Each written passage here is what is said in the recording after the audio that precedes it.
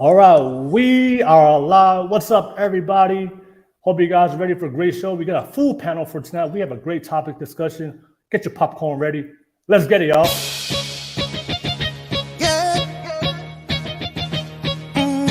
Nation music. Some people like to judge me for this life I'm living. How it makes no sense to them. Just perfect for me. They will never get it. Picture me. The 100% of the responsibility on a single mom goes to the mom. So I just wanted to take the time and make this video to apologize. Absolutely nobody. Will, Daniela, Tui, me, we're right here trying to discover the positives now, the solution, the solving. We're trying to get to that. I love all my people. We are unique. We have yet to discover what makes us unique. Everybody. Oh, my air horn play. Let's go. Okay, my sound effects is not working right now. Okay, what's up, everybody? We are live. Welcome to another session of the Gobble Cloud Podcast. You guys already know my name is Will. I'm the host of this show, #1 Polynesian podcast in the world. I hope you guys are ready for a great show. Thank you so much for tuning in. We have a full-packed panel house for tonight, and of course, we have a great topic to discuss on this Wednesday hot topic debate night show for you guys. So thank you so much, everybody that's watching. I see MC Carol already tuning in very early. I see you, MC Carol. Thank you so much for tuning in. Hello, everybody. I have my popcorn ready. Don't worry. We're definitely not going to disappoint you tonight. We're definitely going to have some popcorn type of discussions for tonight. And of course, to all my subscribers out there, people that follow and support my channel, thank you so much, everybody that always supports my channel. Don't forget, this is a public show. Always appreciate your feedback for everybody out there. And I see Phoenix Suns on the live chat. He said, Savage and Siaosi. Round 2. maybe a round 2 for tonight. We'll see what happens for tonight. Excited to have both of them on for tonight's show. Phoenix Suns, thank you so much for being on the live chat. We have a great show for you guys. And of course, like I said, always appreciate your feedback, your opinions, your perspectives. Whether you agree or disagree, always share that on the live chat. Let me know what you guys think on the live chat. Let's get that live chat popping, y'all. Show some love to the guests, show some love to the channel, of course. Let me know where you guys tuning in from. Always interested where you guys tuning in from different parts of the world. Don't forget, this is a public show. I do invite people to come on as a public guest. I know some of you guys did reach out to me. You want to be part of tonight's podcast.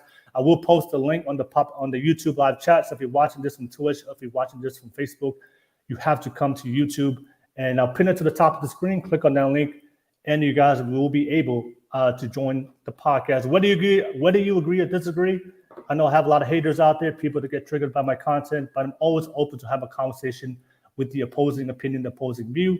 So if you have a disagreement, if you have something to say, I invite you to come on, whether it's me or somebody on the panel, and let's have a round 2, round 3 if you disagree. So shout out to you guys. Don't forget the super chat donations. Always appreciate your financial donations. Some of you guys do financially donate with your pockets.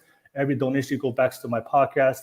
And of course, I'll be launching my podcast studio at the end of this year, going to 2023. So every donation goes towards it. Thank you so much, everybody that supports me. If you have a specific topic or question that relates to tonight's discussion, ask it through a super chat donation. I definitely make it a priority. I'll put it on the screen, read it out for you, and give you a shout out. And definitely we get the response from all the panel of guests to talk about the topic that you want, that you donate through the super chat donation. But that's pretty much all my YouTube stuff. Thank you so much. Don't forget, if you love the content, please like and subscribe. I just surpassed 3,000 subscribers. I'm almost at 4,000 subscribers. I had a big increase as far as engagement and subscribers in the last 30 days. Shout out to everybody that's supporting my channel. Thank you so much. And like I said, if you have any questions, definitely ask it through me. Reach out to me on Instagram or Facebook at different panels if you want to reach out, if you want to be part of the live show or the panel for future shows and podcasts. But nevertheless, that's pretty much all my YouTube stuff. Thank you so much. Quick shout out to the guests. Thank you so much for being on tonight's show. A lot of you guys are been here on the podcast before. We got some new faces jumping on for tonight. Excited to have you guys. But if you guys don't mind, everybody give yourself a quick intro for everybody out there that's watching on the live show. I'll start with our newest guest. You've probably seen him on the last week on the previous podcast, but it's the first time on the main panel.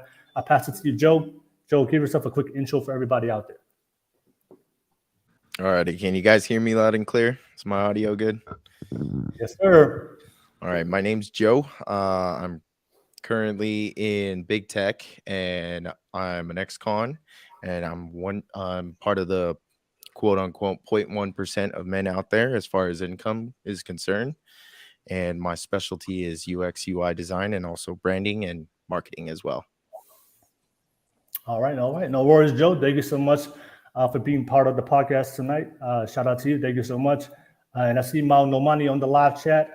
He said, excited to hear the discussion tonight. Thank you so much. Hey, what's up, Mao Nomani? I saw you on Instagram. I'll definitely post a link. I would love to invite you to come on if you're part of the podcast for tonight. Let me pass it to other guests. I know you guys all been on the podcast before. I pass it to you. Savage Island, go ahead and give yourself a quick intro. Hi, I'm Savage Island. Nice to meet you. All right, no worries. Thank you so much. Thank you so much, Savage, for the great introduction. Let me pass it to you, Siaosi. Siaosi, go ahead and give yourself a quick intro.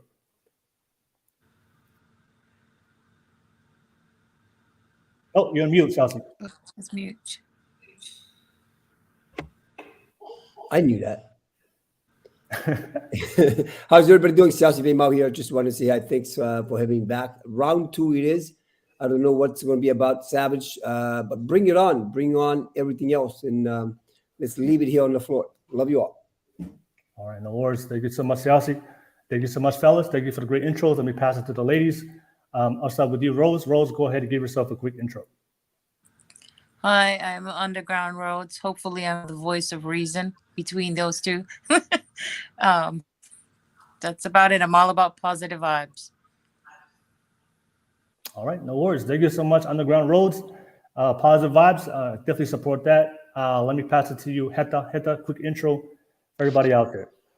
Hi, everyone. Glad to be back on this panel. I'm Heta Hai, calling from Jacksonville, Florida. I love building others up. That's what I'm doing at EY. So adding value to others is my passion. All right, no worries, Heta. Always appreciate you being part of the podcast. And last but not least, Rose, go ahead, Hungry Someone, go ahead and give yourself a quick intro for everybody out there. Talofa, my name is Rose Sansopaganti. I currently live in Vegas. I'm a mother to a 15-year-old boy, entrepreneur, and I'm all about bringing the collective together into oneness, peace, harmony, and love. All right, no worries. Thank you so much, Rose. Always be part of tonight's podcast, and hopefully, let me see if my sound effects work again. There we go. There we go. Shout out to the panel. Thank you so much for the great introductions. And of course, shout out to the live guests, everybody that's watching this right now. Don't forget to like and subscribe if you love the content. And of course, don't forget, I will post a link pretty soon. So if anybody wants to jump on and be part of tonight's discussion, you guys can definitely do so. But let's get right into it. You guys already know the topic that we're going to discuss tonight. The topic we're going to discuss tonight are Pacific Islanders bridging the generational gap, or is it widening it? Or is it widening to get worse? So obviously, if you're a Pacific Islander, the topic that is going to be specific type discussion, it's going to be about that. And we're just going to talk about the one thing I do see with the a lot of the younger generation. There's a big generational gap between the older generation and the things they do, how they do things, and of course the younger generation from today in modern day 2022. So obviously, there's a lot of social issues and things that we experience, especially in the younger generation, that oftentimes the older generation may not understand. And oftentimes, some of the things that the older generation do and a lot of the younger generation don't understand. So a lot of times, there's no communication to kind of bridge that gap.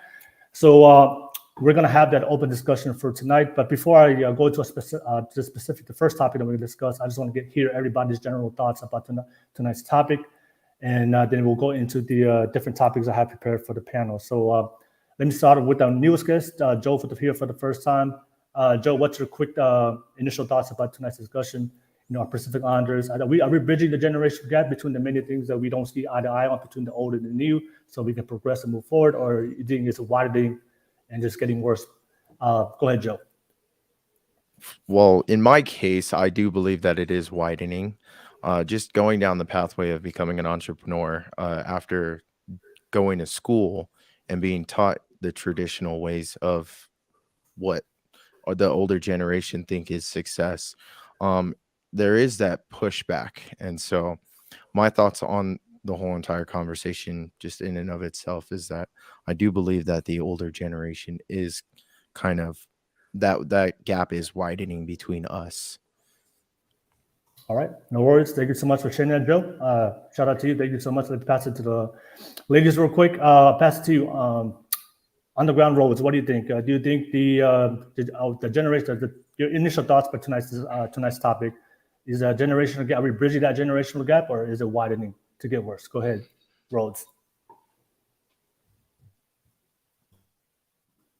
Oh, you're on mute. You're on mute, Underground Rhodes. I agreed. It's widening, big time. I guess it depends where we're at, right, in the globe. I'm not sure about the US, but it seems to be wider in the US and more in Western countries than I think maybe back in the islands. But I see it more prevalent here in the US. Okay. All right, no worries, Rose. Thank you so much. Pass it to you, Heta. Heta, what's your initial thoughts from tonight's discussion? What do you think? Are we bridging the generation? Are we doing a great job as the Pacific Founders of bridging this generational gap, or is it widening to get worse? What do you think, Heta? For me, I think it's. I agree with Joe and Irene. I mean, it's definitely widening because even Gallup did studies, and you can see the generational gap. Whereas millennial Gen Zs want more recognition frequently at work, at the workplace, whereas the baby boomers and older generations, they want nothing to do with recognition. So, and definitely perspectives, if you have, I mean, just working around out there in the workforce, being around people, you hear, I mean, there's different views and perspectives on it. Whereas some older people that are forward thinkers and they surround themselves with younger people to stay up, to date with the trends, while some others, they don't want to be bothered with the younger generations. They want to just, shut them out, really. So, but I think for Pacific Islanders, it's definitely the gap is widening in our own cultures. Okay. All right, no worries, Heta. Thank you for sharing. I see Chris Livingston on the live chat here for the first time. Shout out to you, Chris. Thank you so much. Damn, son, where'd you find this? That was two sound effects at the same time. But Chris Livingston said widening. All right, thank you so much, Chris Livingston. I think it's the first time I see you in the live chat. Thank you for sharing on the live chat. Don't forget to like and subscribe. And I just posted the public link on the YouTube live chat. So if any of you guys want to be part of tonight's panel and discussion and share your thoughts, whether you agree or disagree, jump on and click on that link and come to the YouTube live chat. Let me pass it to you, Rose. Rose, what do you think? Are we bridging that gap, or is it widening to get worse? So, can you hear me? Yes. I feel like I will agree with what everyone else has said, and that it is getting worse. It's widening.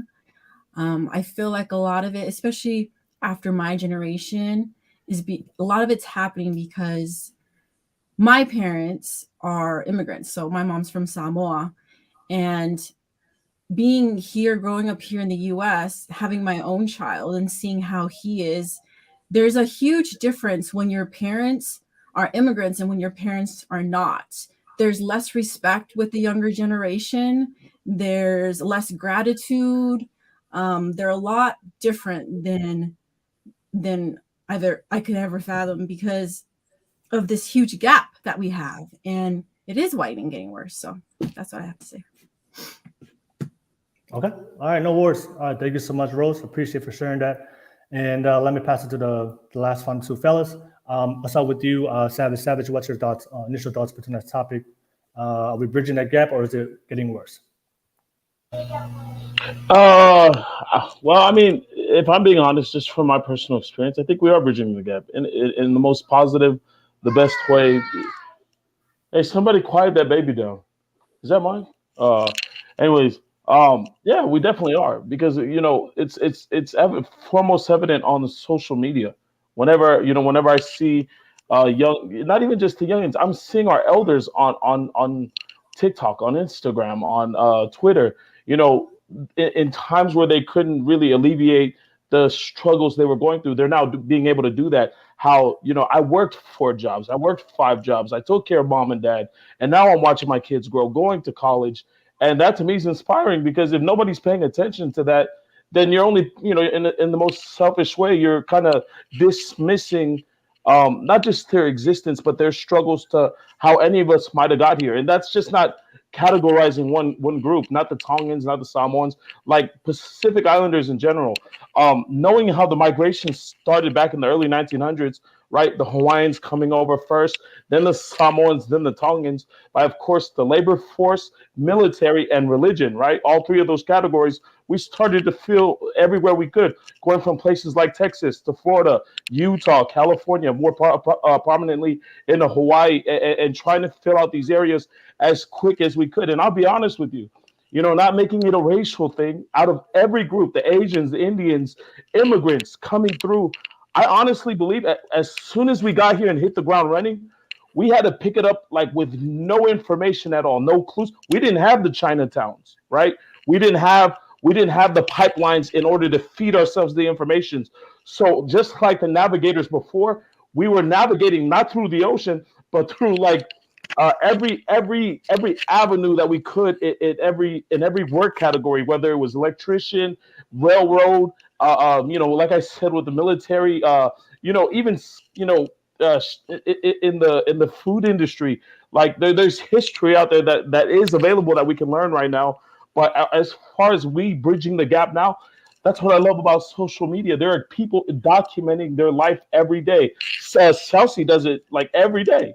Every day. And if any of you on the panel have been able to hear Siaosi's dialogue, his life was not good. His life was not, I mean, coming here and having to hit the ground running and pick it up, learn on his own and apply everything, he could teach a masterclass. And I would love to be a part of that because honestly, for anybody, for any one of us, our youth, to miss that class is to say, hey, I don't want to succeed. So are we bridging that gap? Yeah. Yeah, foremost, if anything. I would be a hypocrite to say we weren't. But yeah, I mean, young, old, where we're at today, we're bridging that gap and we're doing a damn good job of it. Okay. All right, no worries. Thank you for sharing that, Savage. And I'll pass it to you, Siaosi. Siaosi, what's your initial thoughts before tonight's topic? Go ahead, Siaosi. Yeah, most definitely. I do have it. Once again, it's personal, right? And it really depends on the individual.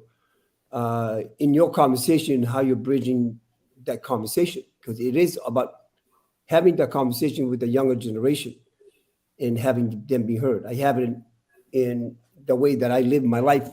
Yeah, 100%. I'm bridging the gap between my generation and the next, like with my son in the generation before, after. So yeah, 100%. It's getting better on my side. But that's something we all have to take a look in. What the hell are we doing in our conversation to either widening it or bridging it?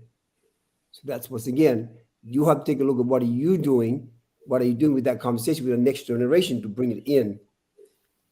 So take it away. Okay.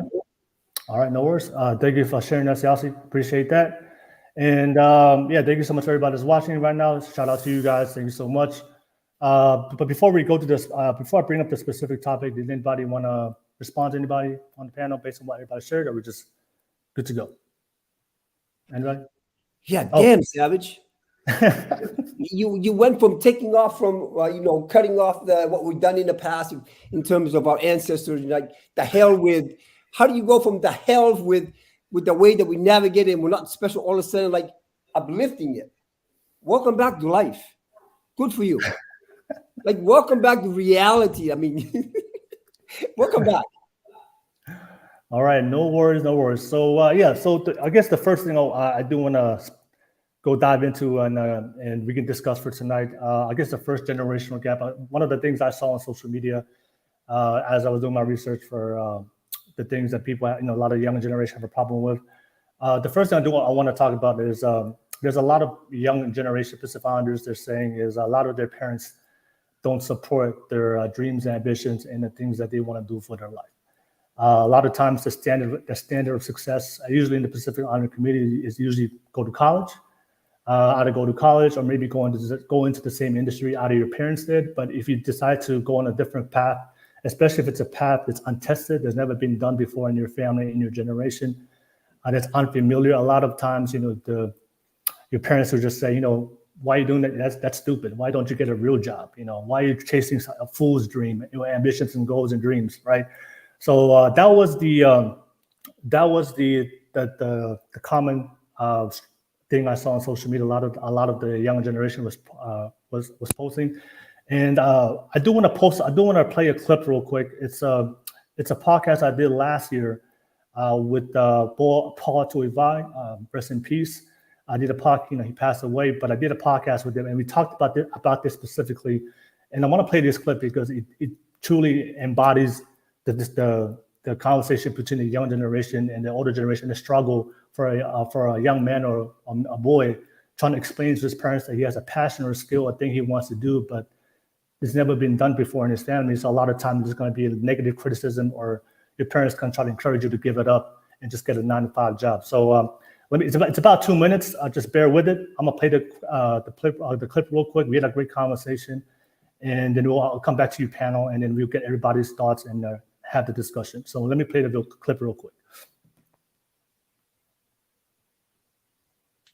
9 out of 10 Tongans today, is the job that's paying you exciting to you?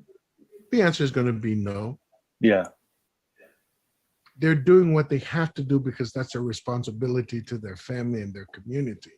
Yeah. But you know damn well that there are kids out there, that there are parents out there that you could go, Dad, why weren't you ever a singer? You've got the voice. Come on, man. Singing doesn't pay the bills. No, singing can pay the bills. Nobody knew how to explain to him how he could pay the bills with his talent. I know a young kid in my family that is one of the best graphic artists I've ever seen. Freehand. Mm-hmm. There is nothing you can tell him. He would draw it with one pencil. And looking at that, and you're like, wow, what are you going to do with that? He goes, nothing. Mom said, get a real job. Why? I had to call the mom up and say, why would you tell your son that? Why would you break his heart? Why would you cut his dreams? Why would you block his blessing?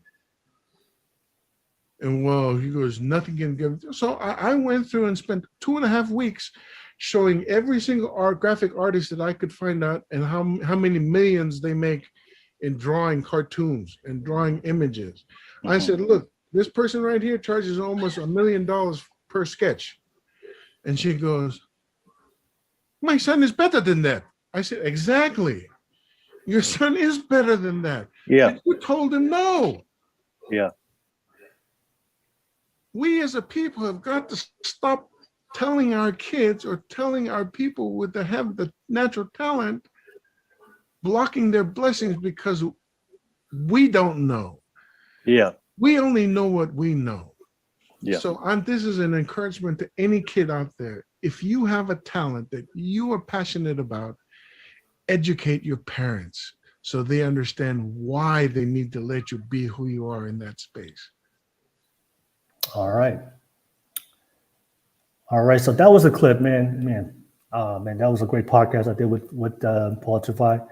And but yeah, I guess that's a discussion I want to bring up. Obviously, we're living in 2022. Obviously, my perspective, especially when it comes to our people, we have so much potential, we have so much talent, we have so much skills. But oftentimes there's this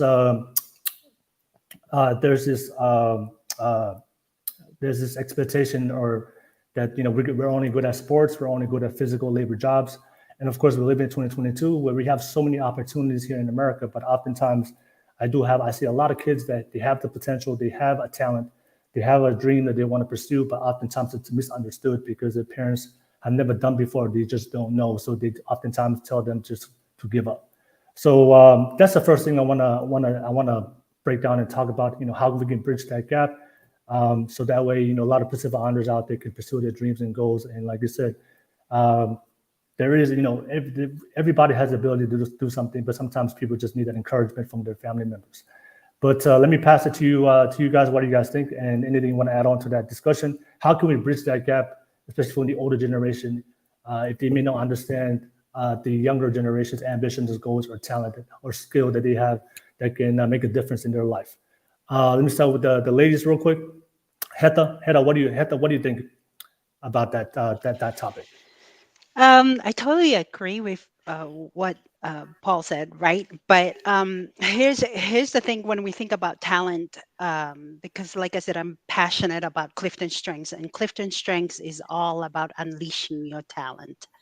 And so for the definition of talent, it's a pattern of recurring behaviors, ways of thoughts and thinking, how we feel and think about things, right?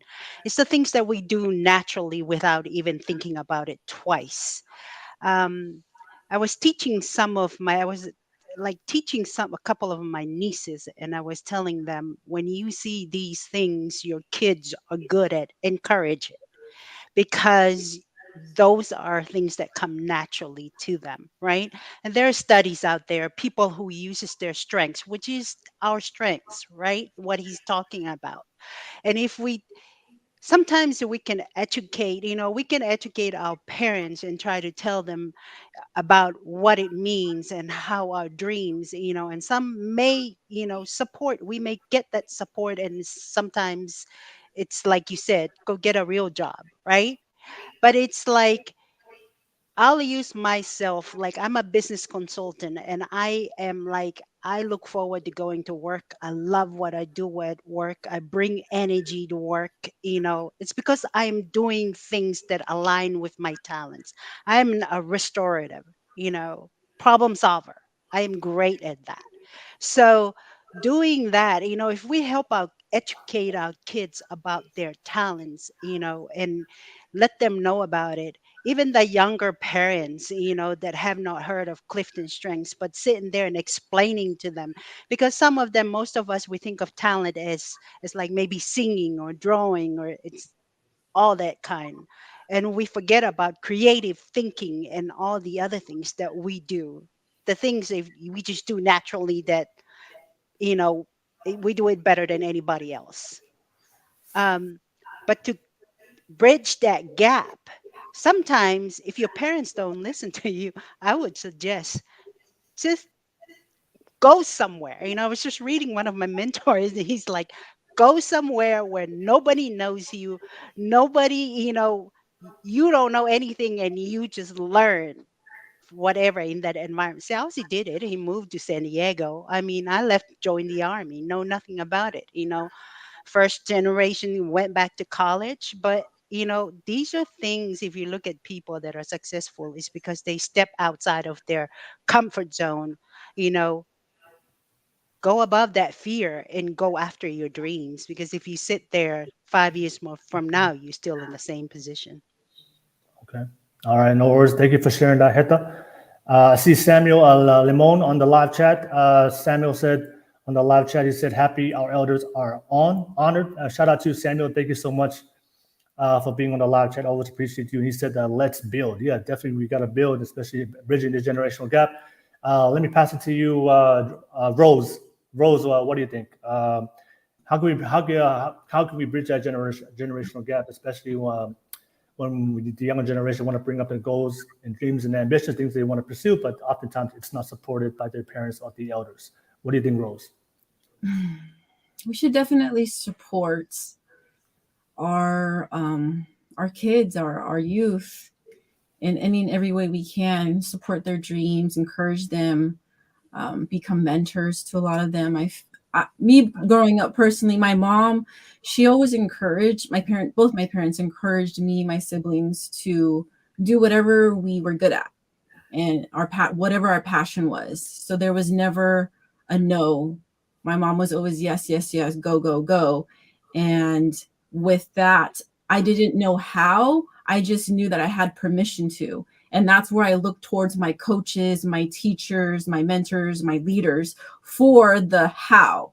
But they gave me the yes, go ahead and do it. So I feel like with the older generation, they're scared. They want to take the safer route. So they tell their kids to go the safe path because they don't know how to steer them to the goal.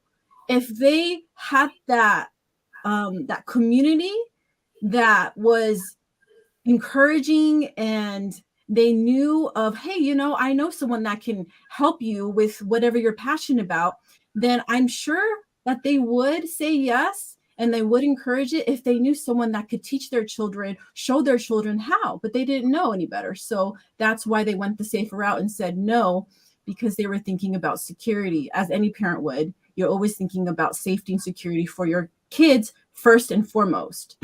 So yeah. Okay, Rose, thank you so much for sharing that, Rose. I see EPA Tongan on the live chat. Thank you so much, EPA Tongan. He said that be open-minded first, or there will be conflict. All right, and maybe conflict means discipline, die. I don't know. Definitely, some parents are all different. But anyways, thank you for sharing that, EPA Tongan. Let me pass it to you, Underground Rhodes. Underground Rhodes, what do you think about younger generation struggling to bring up their ambitions and goals with parents that are not supportive? I think we need to create programs for our children and our youth in the community. And part of that is knowing what resources are available to us in our community amongst our own people, so that we can have some mentors in place for our children. Once we establish those activities and programs for the children, that's the best time to bring the parents on board to provide the educational component. And so I know it's harder for them at first to understand why these activities and programs are run, but it bridges the gap so the parents can be educated about why the children are choosing different pathways, right? So I know in Australia, it's either earning or learning. And so not everyone's going to succeed academic-wise in college, right? Some of them are creative in different ways with their hands or whatever it may be. And so we have a lot of resources. It's a matter of tapping into that and creating that for all, a place, a safe space for the youth and for the children to come to. And right now, it's really hard. They don't have mentors to really express and share some of their thoughts and feelings about their own personal struggles. But I think that can happen. I just think creativity is very, very important. Creativity allows them to tap into other things. And so I think one of the educators that I follow is Sir Ken Robinson. And at one point, they tried to take away music and art from the school. But there's a reason why you have music and art from the school. There's a story of an engineer in NASA who then quit his job and went into the art of folding paper, origami, then created a device for NASA just from folding paper. So there's the value of that, but there's also the mental health area that can be issue that can be addressed when you allow creativity to take its space.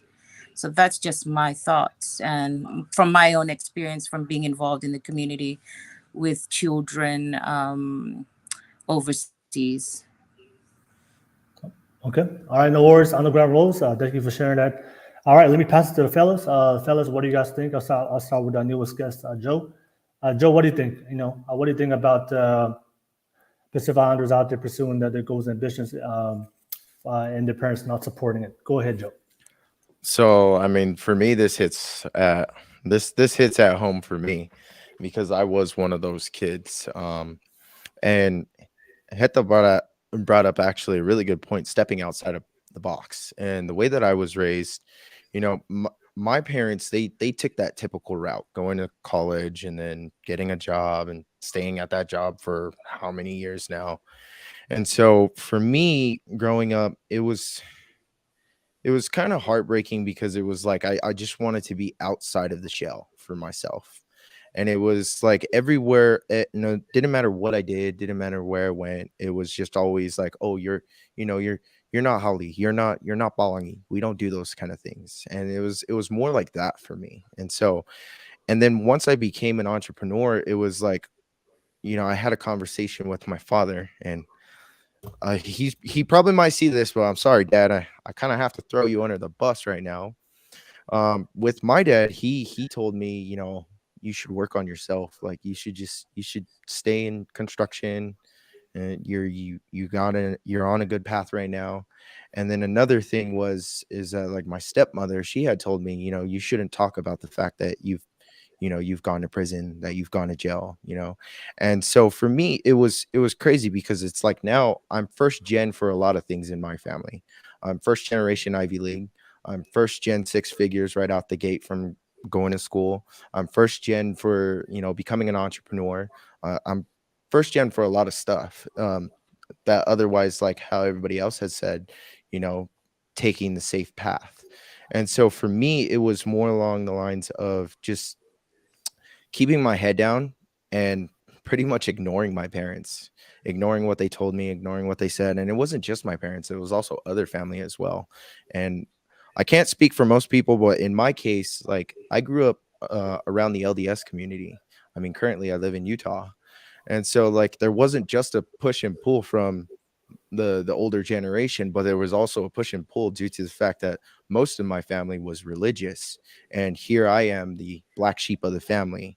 And so it was extremely hard for me, especially going down this path that I'm at, because what I do today was literally impossible 5 years ago. Like nobody else has gone down the path that I've gone down. Nobody else has done what I've done, becoming a software engineer, becoming a UX and UI designer, and in scope, getting to the level of working in corporate and then starting my own design agency. Nobody's ever done that. There's nobody else inside of big tech that's done what I've done. And I'm the first case study of that. And so on top of that, like I try to talk as much as possible about being a convict, because most convicts don't know where to go. They're just like most Polynesian kids, where they don't know where to go after they get out. And so it's like I do want to represent those people that actually have it and they want to run with it. And it's really hard to tell your parents like, hey, I want to run with this. And it's even harder when you have to try to convince your parents. And it sucks when they're not there, and then once you make it, they kind of resent you for actually making it, because you just proved them wrong. And so like that's the boat that I'm in right now. And so yeah, I'll leave it at that. All right, no worries. Thank you so much, Joe, and that's great to hear, for sharing your story. Really inspiring. I see BL17 on the live chat. He said, learning a lot here, guys. 100, and he said, savage, looking savage as always. No worries. Thank you so much, BL17. Always appreciate you on the live chat and supporting. And I see about almost 20 people in the live chat, man. I see you guys watching this right now. Don't forget, if you're watching this right now, show some love and support. Press that like, subscribe button real quick. All right. Don't be a ninja watcher, or I'll get savage on you guys. All right. You don't want savage to go off on you guys right now. So if you're watching this right now and you haven't liked, subscribe, press that damn like, subscribe button. You already watched it. Support the content. Or I'll let Siaosi and then savage loose. But nevertheless, thank you so much for everybody out there. Let me pass to the fellas. Savage, what do you think? What's your thoughts about the Pacific Islanders having so much potential and skill and ability, but they don't get support from their family members, especially their parents? Go ahead. Yeah, everybody pretty much covered the general parts of that discussion. Where I would like to speak on is, when I think of our elders, I think of the word determination. Because even though they didn't know where to go, they didn't know where to fit in, the one thing they knew for sure was they had to work their ass off. And if that's the only thing you have, more than anything you might not even have nothing. You might come here with the shirt on your back, a Bible, and some crackers. That might just be it.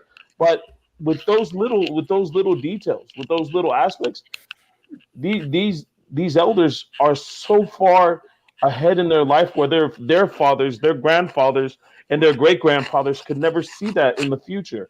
When I think of my mom, my dad, my grandma, my grandpa, all I could ever remember was just the fact that when you start something, you had to finish. That was the most important thing, because you don't want to leave anything open ended. And if that was the only quality that they could pass down to me, that was the richest thing I have in my life.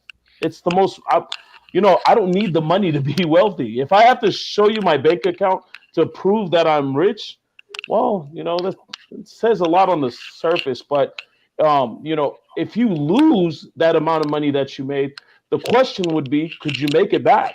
And that's where my elders speak from, is that they have that. They may have lost money, but they doubled back and gained triple, quadruple, and even septuple to a point where it's like, hey, I have that too. You know what I'm saying? Because if they did that, my mom has lost 2 houses in her lifetime. And she owns 2 houses more now when she was younger.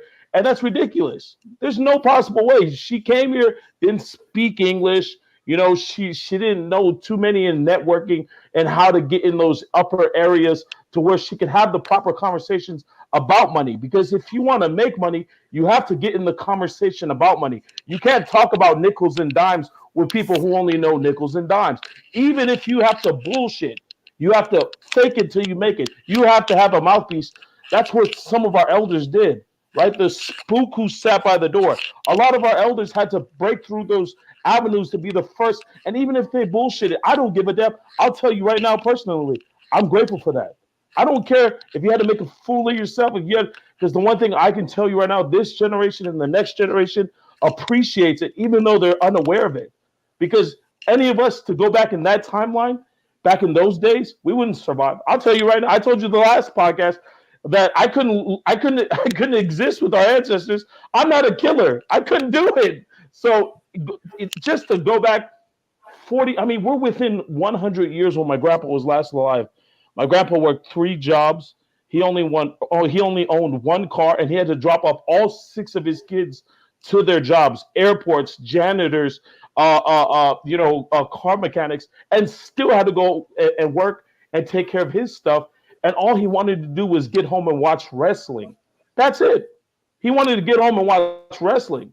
Now, to him, that was a good day's work. But to his kids, they were, my aunties and my uncles, my mom and dad were ungrateful because, he wasn't really trying to assimilate too much into the American lifestyle. All he wanted to do was watch wrestling, listen to his cassette player, and that was it. Very simple lifestyle. He didn't need too much to be entertained, to where my mom and them, they were more about bank accounts. We need money saved. Now my generation, my brothers and sisters and us, it's like, hey, we got to worry about generational wealth now. Mom and them had the bank accounts. Now we got to take the money, flip the money, invest the money so the money stays where the money is.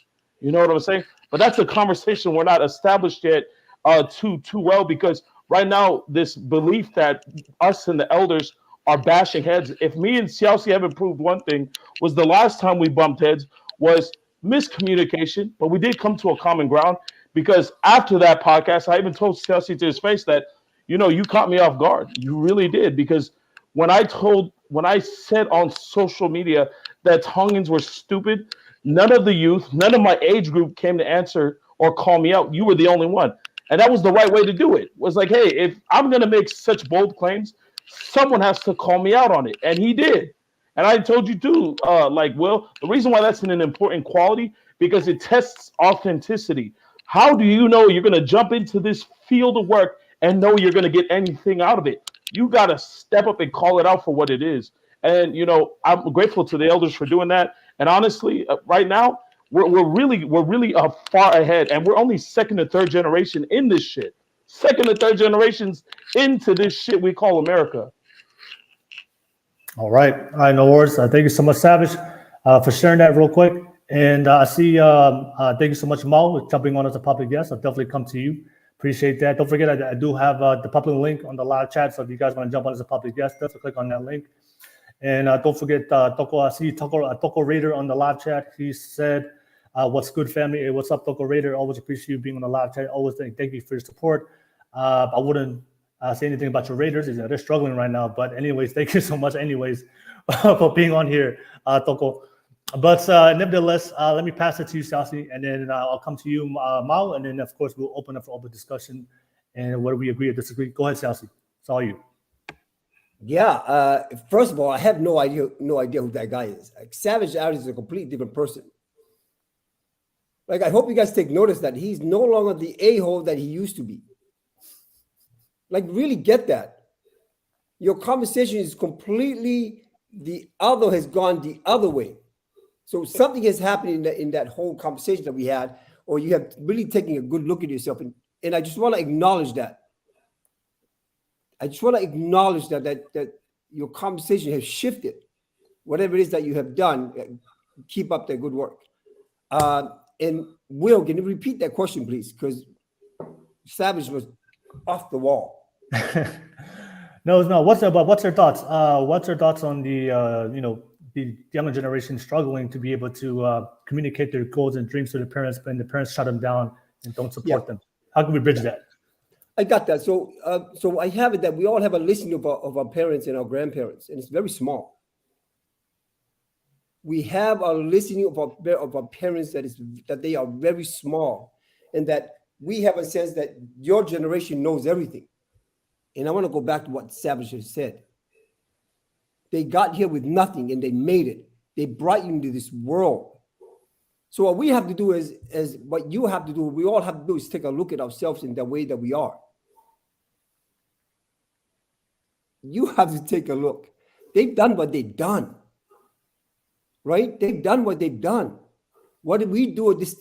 What do you get to do at this moment that's going to make a powerful impact for the next generation? And I have it, if you really take a look at what's really missing in your life, whatever it is that's missing in your life, that could be the gap. Because we can no longer use our mothers and our fathers and our grandparents as this. That's done for you. You're a whole different world. You're a new world right now. You can't be blaming people in the past. Like, you have to take full responsibility for that. So once again, you have a listening of your parents that's very small, and you have a listening of yourself that's very humongous. Imagine if you listen to your parents just as big as you listen to yourself, of yourself. What would change then? What would change then? Okay. All right. No worries. Thank you so much, Siaosi.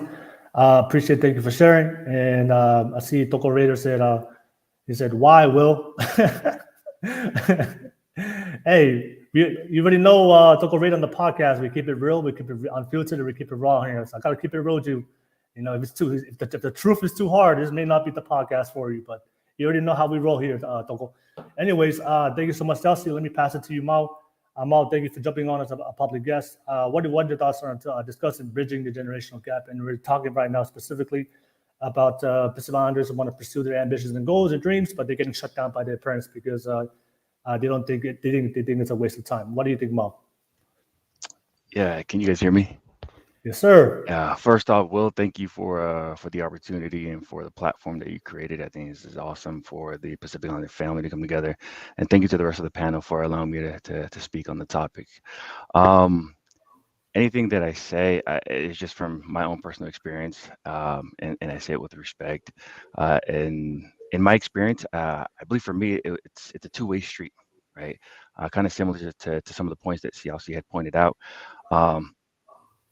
My parents could only take me so far, and that's nothing against them, right? The capacity in which things that they knew and understand only allowed them to take me to a certain level, right? And so all they knew was I was giant in stature and that I could play football.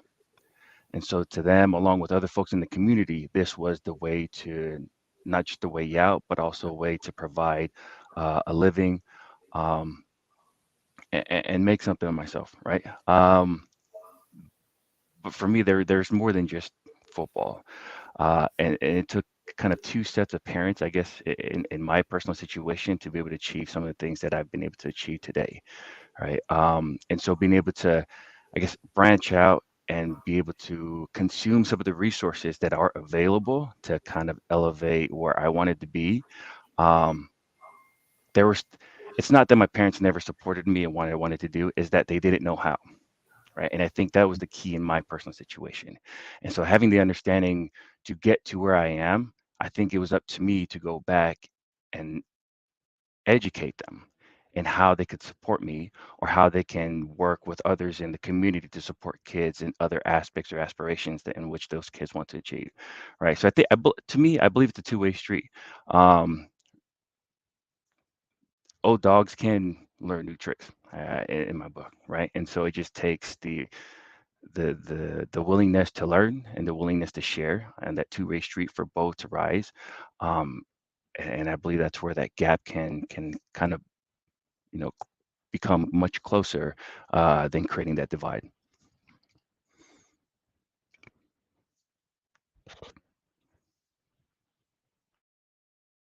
You're on mute, Will. Will, you're muted. Here, oh man. Okay. There we go. There we go. Thank you so. Sorry about that, guys. But yeah, Mal, thank you so much for sharing that. And I love what you said. Yeah, we have to understand our parents too. As much as we want our parents to understand us, understanding is a two-way street. We have to be able to understand as well. Sometimes people want people. Sometimes, oftentimes, I see the younger generation, they want to be understood, but then they're unwilling to understand the other side. All right. So I see BL17. You said we should have at least 17 likes by now. Get the likes up. Yeah, man. BL17, you're already on it, man. Thank you so much. I'll let you handle. I'll let you handle the chat. Get on their ass, BL17. Press that like button, everybody out there, if you're watching the content. But and of course, I see Nikki Vaughn on here for the first time. Shout out to you, Nikki Vaughn. Thank you so much. He said, for many cultures, painting their faces means preparing for battle. But I believe this meeting is to help each other. Nikki Vaughn. All right, thank you so much. Shout out to you. First, I'm on the live chat. Don't forget to like and subscribe. But let me open up for open discussion. I know everybody got that chance to share what they think, and let's have an open discussion. Whether we agree or disagree, and then we can kind of challenge each other real quick. Does anybody want to address some things on the panel? I'll let you guys go ahead. Who wants to go? I'll go. I think there's something, sometimes we cannot change the circumstances that we grew up in, like as Joe's circumstances with his parents, right? Um, and sometimes you can't, like, you know, a lot of it has to do with what we say, what's embarrassing. We always tell our kids, don't do that because it's embarrassing to say that or share that. Look, everybody, every family I know for sure have some ugly secrets in their closets. Okay, everybody has some kind of struggles. But I think it's for change to happen, not only to help our parents explain to them, but for the what legacy is, like, go back to what Siaosi said. What legacy are you leaving your kids and for the rest of your kaingas or families, relatives, right? And so change starts from within each of us. You have to change on the inside in order for change to happen on the outside. And I just read something today from one of my mentors, and he was saying, in order for you, instead of thinking about yourself, start thinking about others and start working on the for others and serving them, and you'll see it will change your life as well. And I think if we start, us children or whatever you call it, if we change our tone, the way we speak, the way we carry ourselves, and maybe parents who will see that parents that are resistant will see that, and they will come along. I think that's what it is. But for us, I think for to educate ourselves, like I said, I'd love to start like Clifton Strengths class for the Tongan youth, teaching them to unleash their potentials, their talents, and teaching them the pathways to go, because I mean, talking about, you guys want to know what Clifton Strengths is? It's a 40 years of study was done on that. It's 28.6 million people have taken the assessment. It's proven. There's meta analysis out there that it's proven that it works. That's why big companies, like PwC, Southwest, Stryker, all of these, Accenture, all these companies that are using it, Microsoft, Facebook, because it's proven. So I mean, we have to start somewhere. And I think we need to all come to the agreement, like Irene said, we got to start something to help our our Pacific Island community to move forward from where they are. No worries. Thank you so much, Heta. I appreciate that. I see Yellow Pill Coffee CEO on the live chat. He said, read some comments real quick. He said, what's up, Will? What's up, panel? Thank you so much, Yellow Pill Coffee. Always appreciate you watching from Twitch.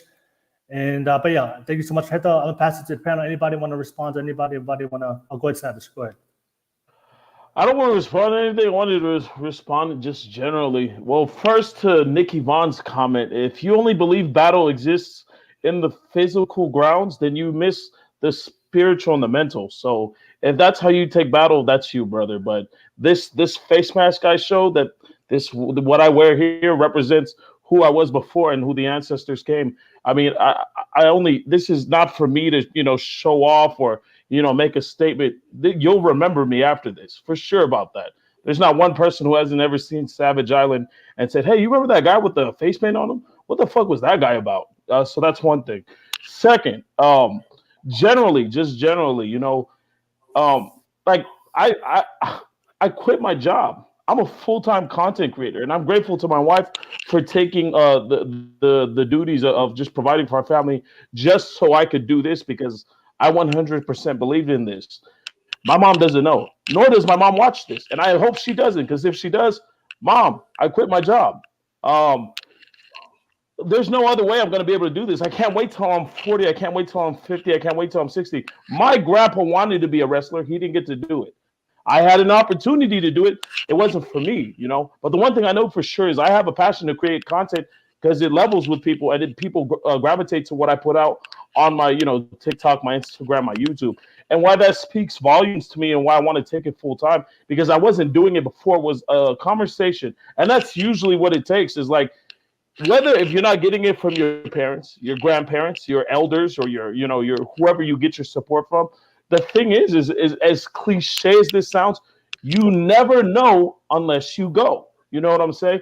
Everybody wants to go to the prom, but nobody wants to dance. You know what I'm saying? So like the thing is like when the music's playing, you gotta go. Put one step in front of the other. Hell, it may not even look like dancing, but if you get a rhythm going, if you get a groove going, eventually people be like, hey, that guy is moving, right? And I only use that analogy for this because a lot of our elders who went out there couldn't dance for shit, but they figured it out in the end. And now if our youth, and the only reason why I'm saying this was, to Siaosi's statement earlier, it's not that I've changed my views. Yeah, I still question our uniqueness, but I will never dismiss the hard work that was put in before we got here. Never that. I will never do that, because that would be fake of me to do that. The discovering where the youth is going now, I would even say my grandkids are going to receive the full benefits of the generations that have come before as Pacific Islanders. Whether that's a trust fund, whatever that's going to be for them, they're going to take it and they're going to do. I mean, my grandkids, there's a potential that we might see the first politician running for the White House. It's fucking crazy, but I'm not only speaking that into life. We got kids in political science right now that I'm seeing all over like social media who are speaking on the politics, who are trying to help with the inflation that's going on in America, who are speaking up about the issues of climate change in the islands. And this is our people. They look like us, talk like us, and they are us. We don't need anybody to do it anymore. And when my grandchildren come, I could only imagine the stories that are going to come after their greatness. And I just wanted to say that out there, because even if you kids are watching this right now, which, by the way, if Will forgot to play the disclaimer, this content's not suitable for the children under the age of 18 without adult supervision. So please be advised.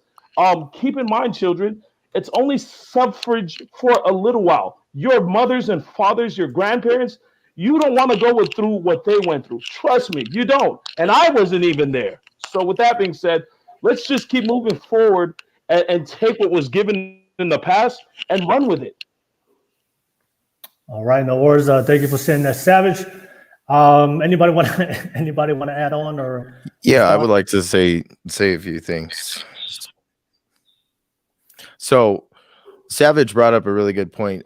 Just before what he just said was talking about generational wealth. And that was one of the things that was really hard to get across to my parents, understanding what generational wealth was, especially getting into big tech. Being raised, I was, told, TV is bad, YouTube is bad, social media is bad, and computers are bad. Don't stay stuck in your phone. And it's like literally, those are some of the most desirable jobs today. And not only that, they're also one of the most high paying jobs here in America today, at least in my situation. For me alone, watching TV, I was watching nothing but Discovery Channel and History Channel. I wasn't watching what most kids grew up watching. For YouTube, everything that I learned that I do now, I learned from watching YouTube. Social media is bad, but yet I work in UX and UI. Like, these are the things that I do today. So everything that I was told that was bad for me ended up becoming the sole reason why I'm the first generation making six figures out of the gate. And it's those kind of things that, it does hurt a little bit to be told, no, you're wrong. No, you're wrong. No, you're wrong. No, that's risky. No, go get a real job. No, no, we don't do that. No, you're not white. And it's like, yeah, I understand that, because I was supposed to be the first Polynesian kid inside of big tech. And I was, and I am still to this day. I still have not run into anybody else. And so it's like that's my key factor to the whole entire situation, is that, everything that I was told what not to do, I did exactly that. And I'm more successful than everybody that had told me not to do it. And, it took me 5 years of actually applying myself, a year going back to school. And, right out of the gate, I made six figures and handle $1 million contracts for UX, UI, and branding services. And that my dad doesn't even make as much as I do. It took him 40 years to do what took me 5 years.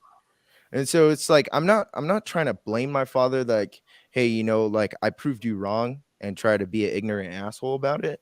But at the same time, it has built some resentment, because if I did do what my father had told me to do, I wouldn't be where I'm at today. I wouldn't be able to do the things that I do today. I wouldn't be able to meet the characters that I meet today. I wouldn't be talking to millionaires. I for damn sure wouldn't be talking to billionaires. And it's totally different when you work in the scope of corporate, when you're right underneath the CTO and senior advisors. The workspace is totally different. The work culture is totally different. The understanding of how people make money is totally different.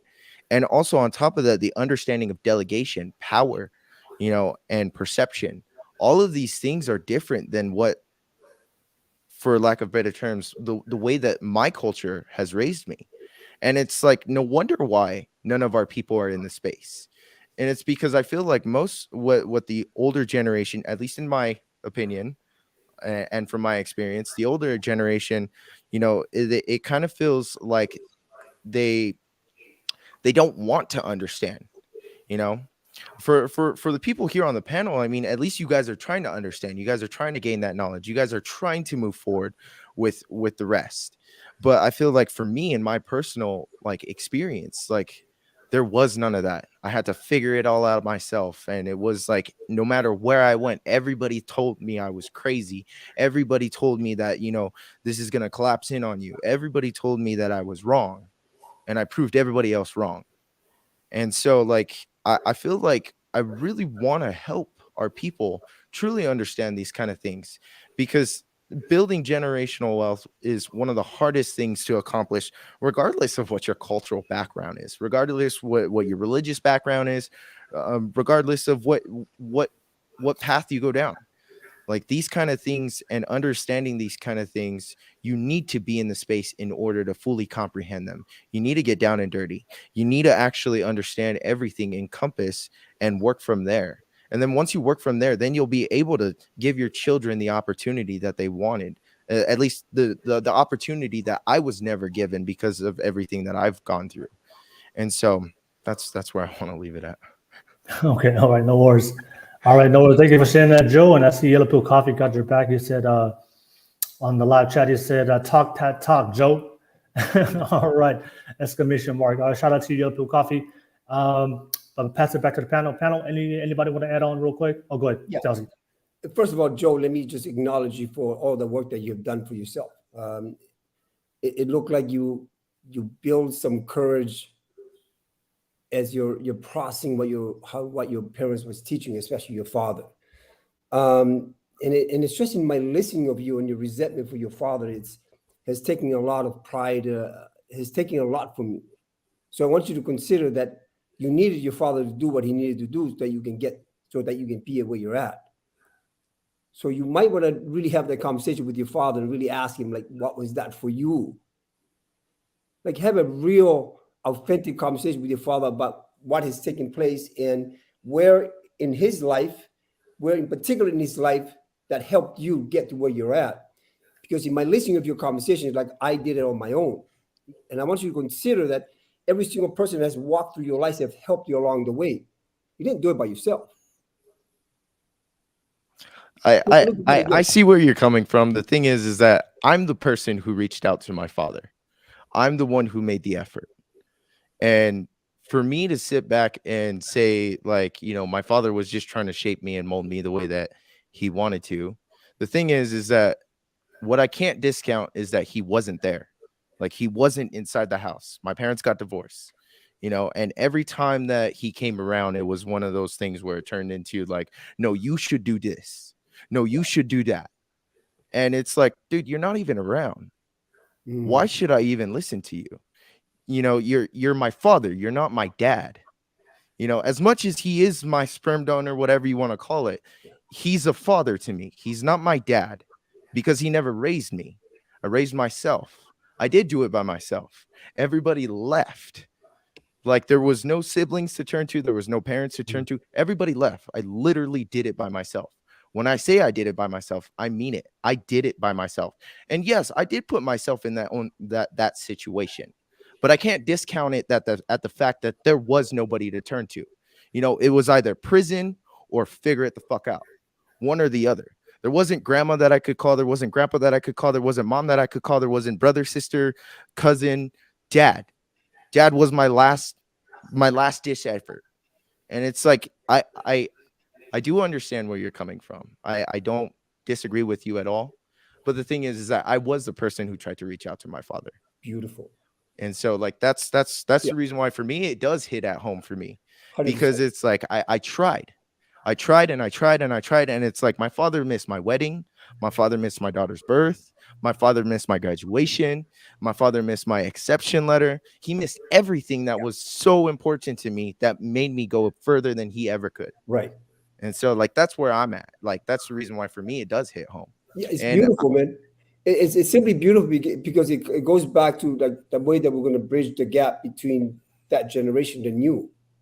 Like, what I heard that was missing is a pure communication, right? Connection is missing, right? There's so much in between, but I get it. I truly hear what you're saying. And at the same time, it goes beyond.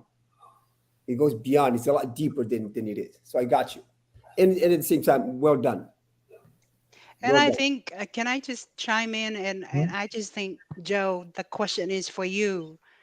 What type of relationship do you want to have with your father? Do you even want to build a relationship with him? And where do you go forward with that? Do you want him to be part of your kid's life? You know, and sometimes if you want that, you have to have that forgiveness in order to move forward. Realize what happened in the past. As John Maxwell said, yesterday ended last night.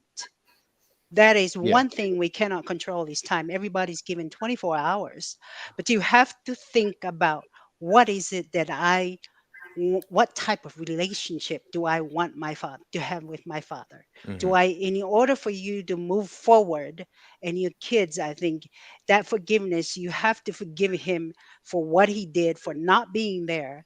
And of course, you need to go the opposite direction when you raise your child and be there for everything for them. You know, of course.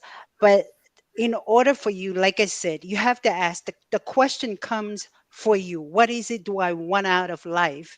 And how does that look like in the future? What am I imagining in the future that relationship is going to look like? And then you work to build that relationship. Yeah, of course. Yeah, like that's exactly where I'm at currently. Is that I reached out and I left it where it was at. Told my dad, like, hey, like, this is where I'm going. This is what I'm doing. My daughter's starting to ask about you because she's spending time with her other grandparents, and she doesn't even know who you are. And so I feel like what I'm afraid of is it getting to the point where it becomes a cats in the cradle story, where now I'm way too busy for my father. And it's like, I'm not too busy right now. And that's the reason why I've been trying to reach out to him. I've been trying to do those things, but I don't even know what his position or his standing is on it. And I'll ask my siblings and they're like, oh, I don't know. And so I just I left it where it was at. That was the last time I contacted my father. And I was just like, you know what, if it goes anywhere, it goes somewhere. Like, I'm just going to keep on going down my path. Yeah, because sometimes you may think about it, you don't really know what his struggles are, right? Mm-hmm. He may not voice his struggles. He may just, you know, feel guilty and pity himself because he wasn't there for you, seeing how successful you are today, you know, to be part of that. But it's like George Siaosi said, none of us achieve any great things on our own. Somebody, if you look back in your whole life, somebody was there, whether it was the circumstances was supportive, negative, positive relationships, somebody was there to give you food, shelter over your head, and that's something that you can be grateful for, that you weren't living going from foster home to foster home to foster home. But, like I said, the question I just comes want to to you. interject real quick. Yeah. I actually was that kid. You were that kid. Yeah. And so, I mean, resentment may still be there, but like I said, it's up to you. I mean, now you are in the driver's seat, you know, to to foster that relationship. And like I said, it's like getting people into personal growth. Some people will accept it and some people will don't. And you have to be okay if your father does not want that relationship and move on with your life, as sad as it is. Okay. No worries. Thank you so much, Heta. Yeah, before we move on to the next topic, anybody else want to add on? Rose and Mao and Yeah. Can Irene? I just chime in? I think maybe your father's probably going through some shame and embarrassment, and Heta touched on it, on guilt. And he probably doesn't know how to address that and be accountable for it. So a lot of the times it's like, okay, now That's exactly what my mom told me. That's right, exactly what my mom said.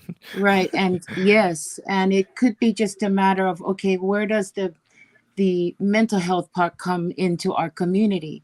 Because that's a huge issue for our children to be able to articulate their feelings, and for their parents to be open to acknowledge that their children's dreams not be the same as theirs. So sometimes you have parents who have these great expectations for the kids without fostering basically what their children are wanting to do, right? So yeah, I think your mom's spot on about that. Yeah.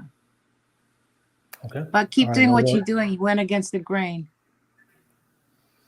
Okay. All right. Thank you for sharing that, Irene and Rose. Mao, do you want to add on real quick? Oh, I just want to say, give you props, Joe. And I know where you're coming from. I never had a father either. But I had a great mom who became both the mother and the father, who fulfilled both the mother and the father roles. And it was really hard. And I made it on my own, but I also made it with the help of my mom and everyone around that supported. But at the same time, a lot of it was on my own. I had to really teach myself a lot of things and at the same time help raise my siblings as the oldest. And even now, I'm still considered the leader of the family and of my community. And I'm trying my hardest to bridge this gap because I see so much pain. I see our youth going down a different path, and I feel so strongly about this because we have our elders and then we have our youth, and I'm in the middle, and I feel like I can be that conduit. My generation can be that conduit to bridge this gap, because it's such a sad thing to see how my generation takes care of our parents, but yet my own, when the younger generation, it doesn't. They just think about themselves, and seeing this is really saddening. It's really saddening when we sacrifice so hard, and we know how much our parents sacrificed. I know how hard it was for my mom to come here from Samoa and start fresh, not knowing the language, into New Zealand, and then from New Zealand to America, raising 7 kids on her own through abusive relationships. She made it, and she made me, and I give gratitude to her. Every single thing I do for my parents, I do for my mom. And even now I still take care of my father, who was never there, because I've learned to forgive and to love him and to bring him. And I have to reach out to him too, Joe. He never wants to see us. I had to literally drive to California, pick him up, bring him to Vegas where I live, so he could spend time with us before he wants to go back in a week. Me and my siblings force him to be a dad and to be with us and to be a grandpa. And I do it because I see so much of myself in my father, and I want to learn his history. So if you feel like you can have some kind of conversation with your dad to learn about him and to see yourself in him, then you'll gain a better understanding of your dynamic, and you'll be able to let that resentment go and free yourself from any ill feelings, so that you can flourish and give nothing but love to your own kids. Because that resentment, that unforgiveness, it passes down to your children in your DNA. All of that trauma passes down. And so we want to forgive all of it.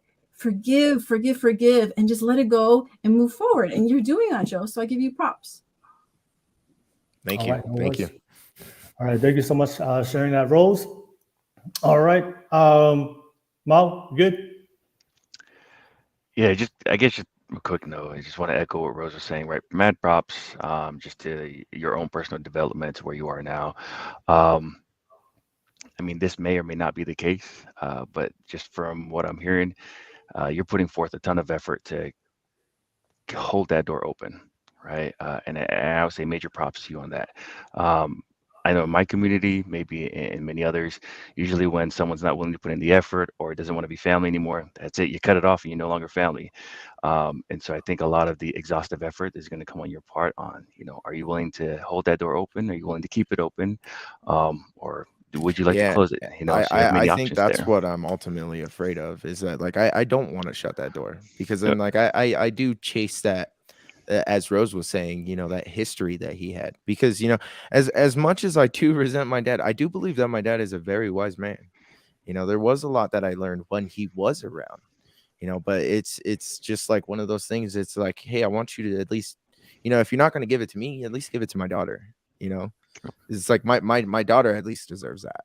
And so that's kind of where I'm at today. Yeah.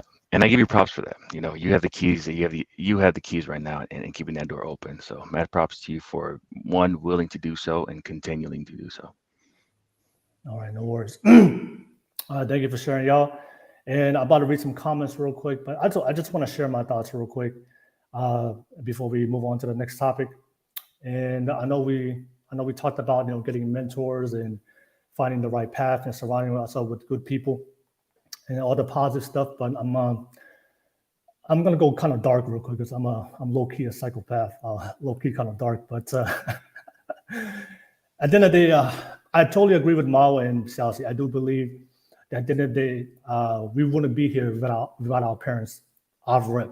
So all the Pacific Islanders out there complaining about their parents, you wouldn't be here today if your parents didn't take care of you to some degree. All right, at the end of the day. So and also we have to understand also, as Pacific Islanders, we have to understand that our parents only raised us and taught us what they know, and they gave us the best they could, whether it was positive or negative. But at the end of the day, they gave you the best childhood or raise a child that they can give you. It's up to you. If you do want that responsibility to make a difference, then it's up to you to make the choices that your parents didn't make and take accountability for your life. But I want to call out the younger generation real quick, because sometimes I do hear that a lot of the younger generation complaining about their parents, complaining about their situation. No one supports me. No one's helping me. And I want to say this to everybody out there, because I've gone through this journey of starting my own podcast to get to this point. Because sometimes I do hear a lot of Pacific Islanders that will say, I want to pursue my goals and dreams. I want to make this happen, but you still want to live in your parents' house, and you still want to depend on your parents. If you want to pursue your goals and dreams, you have to take 100% accountability and responsibility for your life. And if you really want to make it happen, because sometimes I do hear a lot of Pacific Islanders, oh, my parents don't believe me. If you believe in your own dreams, you don't need anybody in this world to believe in your dreams except yourself. And you really want to put in the work, you don't need anybody in this world to help you. You can go and find the resources and the help you need. And sometimes I just hear sometimes a lot of the younger generation that they complain that why my parents ain't doing this, why my parents aren't supporting me. But at the end of the day, you still rely on your parents to put food on your table, you still rely on your parents to pay your bills, you still rely on your parents to put the rent. If you're really about that life and you're really about pursuing your goals and dreams and making it happen is such a priority for you, then you have the guts and the balls and to go out there and do it yourself and figure it out for yourself. And that's what I did. I don't blame my parents. Most of my family members don't support me in my podcast. Definitely my parents don't understand what I'm doing right now. But I don't hold no resentment, because I understand they come from a different generation. This is a new generation. And I know the capability and the potential, and especially the financial aspects of starting a successful podcast. It's my vision. It's my dream. It's my goal. The only person that's going to care more about my goals and dreams is myself. If you think that anybody else your parents should care more than you think your family members should care more than you, then you're not ready for the real world if you're going to go out there and compete, if you want to take it to the next level. So I just want to say that out there for all the Pacific Islanders out there. Oh, my parents will support me. But if you believe in your dreams and stuff, you go out and do it yourself. Oh, my parents don't do this for me. My family members do this for me. There's countless examples. Siaosi, Joe, Savage, everybody on this panel, there's countless examples of people out there that have come from worse situations, from third world countries, and they found a way to make it happen. But at the end of the day, if no one's supporting me, there's nobody giving you the resources, and nobody's giving you the knowledge, you go out there and find it and make it happen for yourself. But a lot of times people aren't willing to take that risk. And when people aren't willing to eat shit and really go through the opposite and the downs and the failures and taking the blame, the criticism, and you don't want to go through the hardships of being successfully standing on your own 2 feet. And that's something I just see sometimes when I talk to the younger generation. It's a lot more blaming. It's a lot more complaining. It's a lot more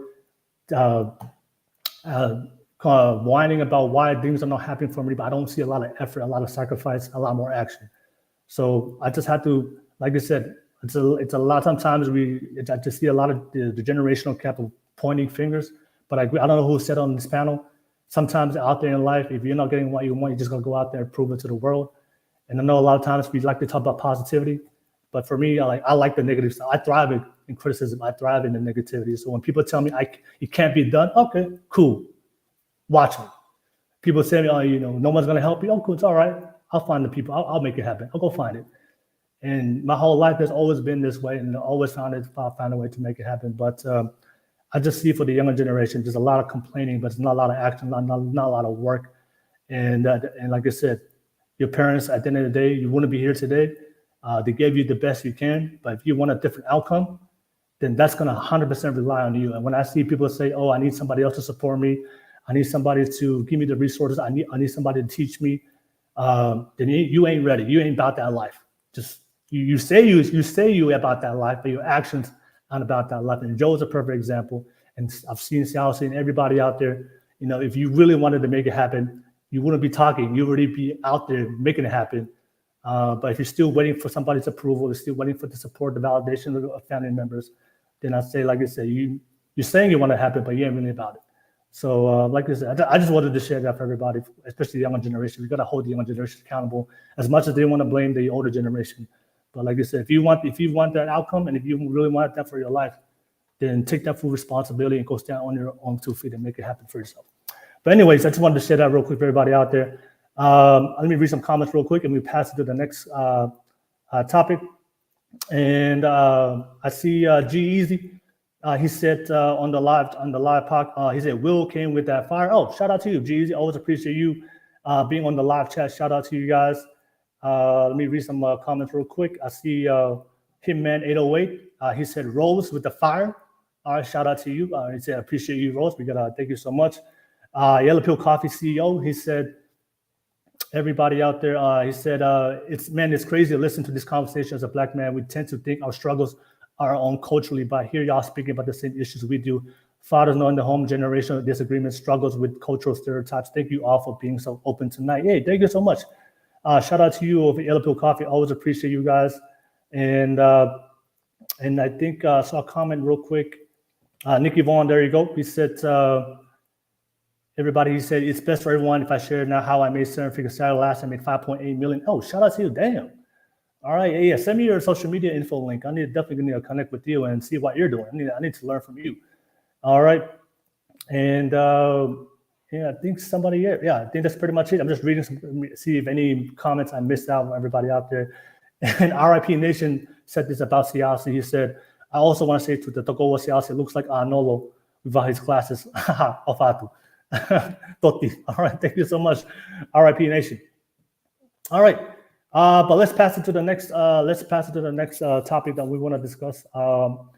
The next topic I want to discuss, guys. I saw this that was prevalent on social media. I want to talk about financial obligations when it comes to duties to our family. Samoans they call it fa'alave. Tongans we call it fatongia. Ke family. There's a lot there's this expectation that at the end of the day we have to our priority to our family, especially our financial priority to our obligation to our family comes first before ourselves. And of course, if it's under, you already know, but the sending money home and making sure you if you get your paycheck, you give it to your parents. As a kid, I know that struggle. I used to get my check and then just give it straight to my parents, and then and don't even spend it myself. So I know that struggle. So I do have a video real quick. I want to play real quick. It's a video I saw on the TikTok. One of the girls, she's made some content about it. It's pretty entertaining. I'm gonna play it real quick, and I'll definitely come back to you guys and hear what you guys think.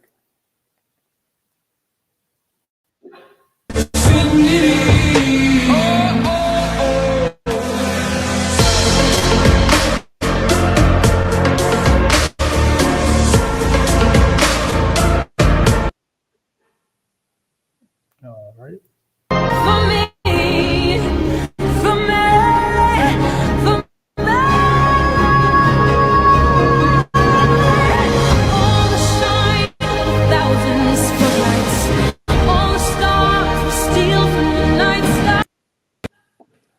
Okay. All right. So yeah, that was the clip I saw that was trending on social media. A lot of the younger generation complaining, hey, we want to have our own lives. We have things that we want to do for ourselves, but our parents, or I guess not the parents, but the culture or expectations, the more obligations to financially put your family first over your own. That's holding me back towards where I want to be, especially for, not only for yourself, but also for their family. So a lot of them are saying that this is holding them back. And if you have that conversation with your parents, if you have the conversation with your culture, they can sometimes turn negative. They might say, oh, you don't care about us no more. You don't really love the family. You're selfish. You're selfish for trying to pursue your own interests before the family or anybody else. So there's a lot to say. So the younger generation is kind of having a problem with that with the older generation. And I want to bring that up real quick, see if we can bridge that gap real quick. Let me start with the ladies. Let me start with the ladies real quick. I start with you, Heta. I saw Heta, you were smiling when that video was playing. Obviously, all of you guys are married. Some of you guys have your own success stories and pursuing your own businesses. So I'm very interested to hear what you guys think about obligations to our family and putting that as a priority, especially when it comes to the responsibilities and the things like funerals, churches, marriages, birthdays, things that we know in our Pacific culture. But what do you think, Heta, about the putting your family first, especially financial obligations to family first over your own? What do you think about that? Yeah, I used to be one of those, and totally like you will, right? I remember when I joined the army, I used to send home like money all the time, and then when they want money, my family wants money, they would contact me, and if I don't send it, then they make me feel guilty, right? So it got to the point where I just had to make a decision to say, okay, this has got to stop. because it's like, what's the saying? You give a fish to a person, you keep giving it to him, right? But you give him a fishing pole and tell him to go fish, he's going to learn how to fish and feed himself. And so, at some point, because I see it with my family, with my nieces and nephews, when they're doing these birthday celebrations or whatever, right? They make all the siblings commit so much, and I just don't see the sense in committing so much of that, you know.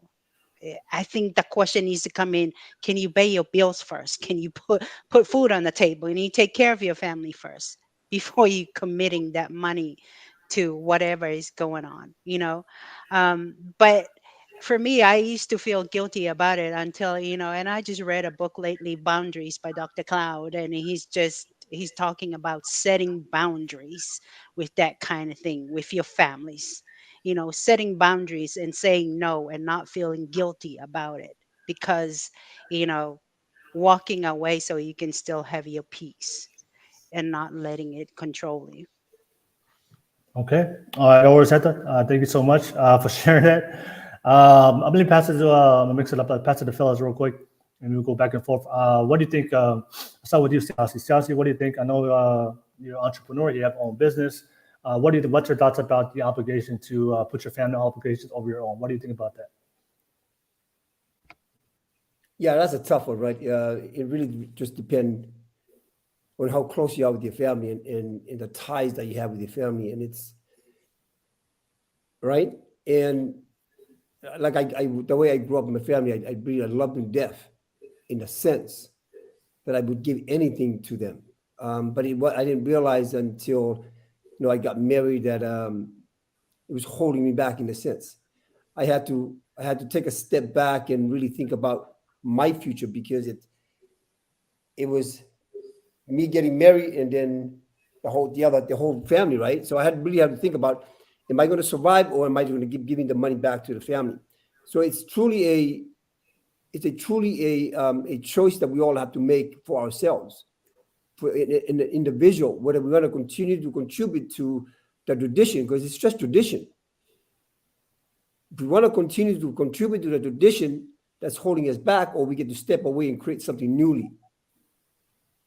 And it's such as Heather has done, is take a step away, so that way that we can all start to grow and grow differently. And that's what I've done for myself is I didn't walk away, but I stepped away from that for a little bit so that I can start to grow and practice something different for myself.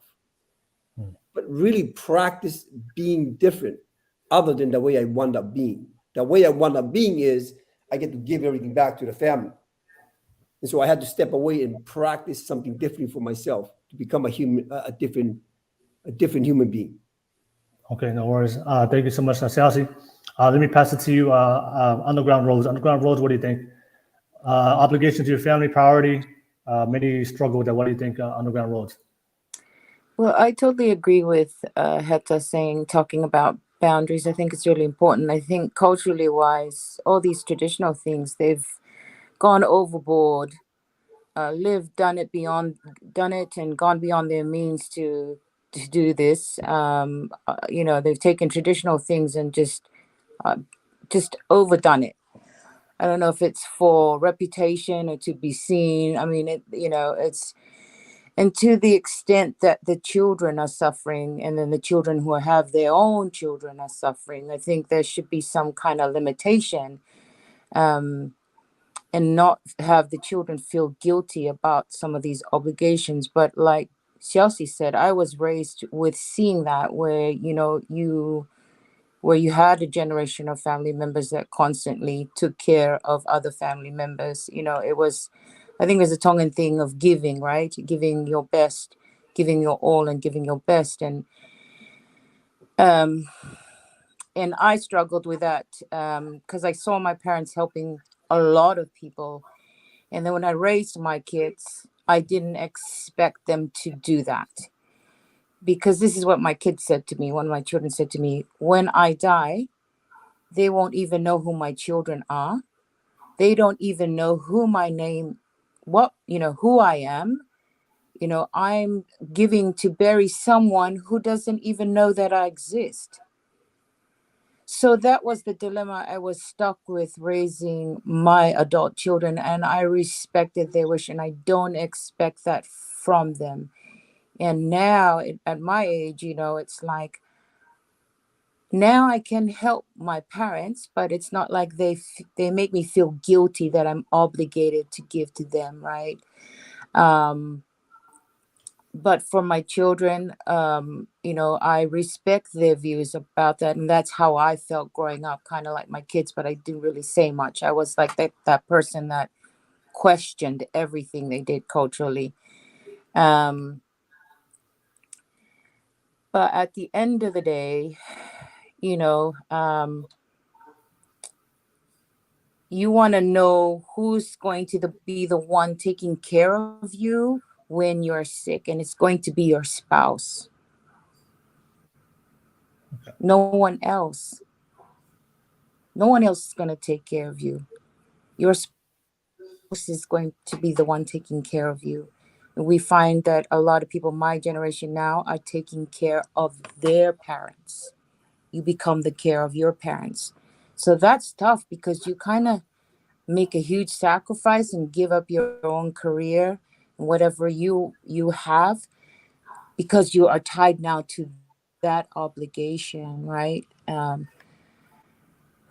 But I can't answer that. I'm just glad that I wanted my children to know that I respect their views and allowed them to say that, hey, you know what, you're not obligated to these things. But the funny thing when I did that is they now give freely because it wasn't expected of them. It wasn't, there was no guilt to them. They just give because they want. And maybe it's the way I approached it or stuff like that with my family. But again, I respected their views, Okay. Yeah, that's all I had to say. All right. No worries. Thank you so much, Underground Rhodes. I'll pass it to you, Savage. Savage, what do you want to share real quick as far as the what do you think about the obligations to put the family first before your own?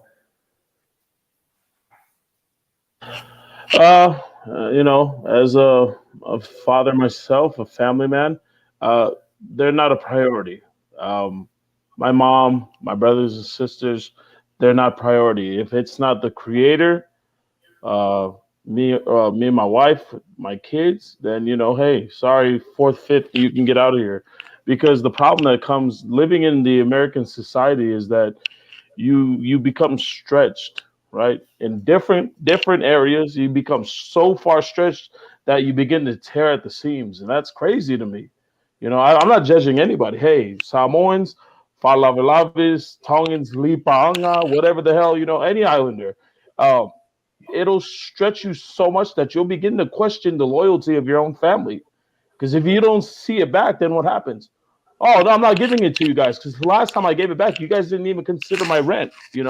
And that creates bad relationships because when it's money, it money cuts through the blood easily, and that sucks. You never want that to happen, but it happens. So what the generation coming up now has the opportunity to do is laying the groundwork, the foundation, the boundaries. Like, hey, mom, I'm just letting you know I don't know those people. I didn't go back to the islands. And as much as I'm grateful for you guys having family come, and struggle for us, I'm probably never going to meet them. So my question to you is, if I give this money now and I give it again and you just keep asking and giving this money, like, I need you to know I live in a society where if I give you something, there's get back.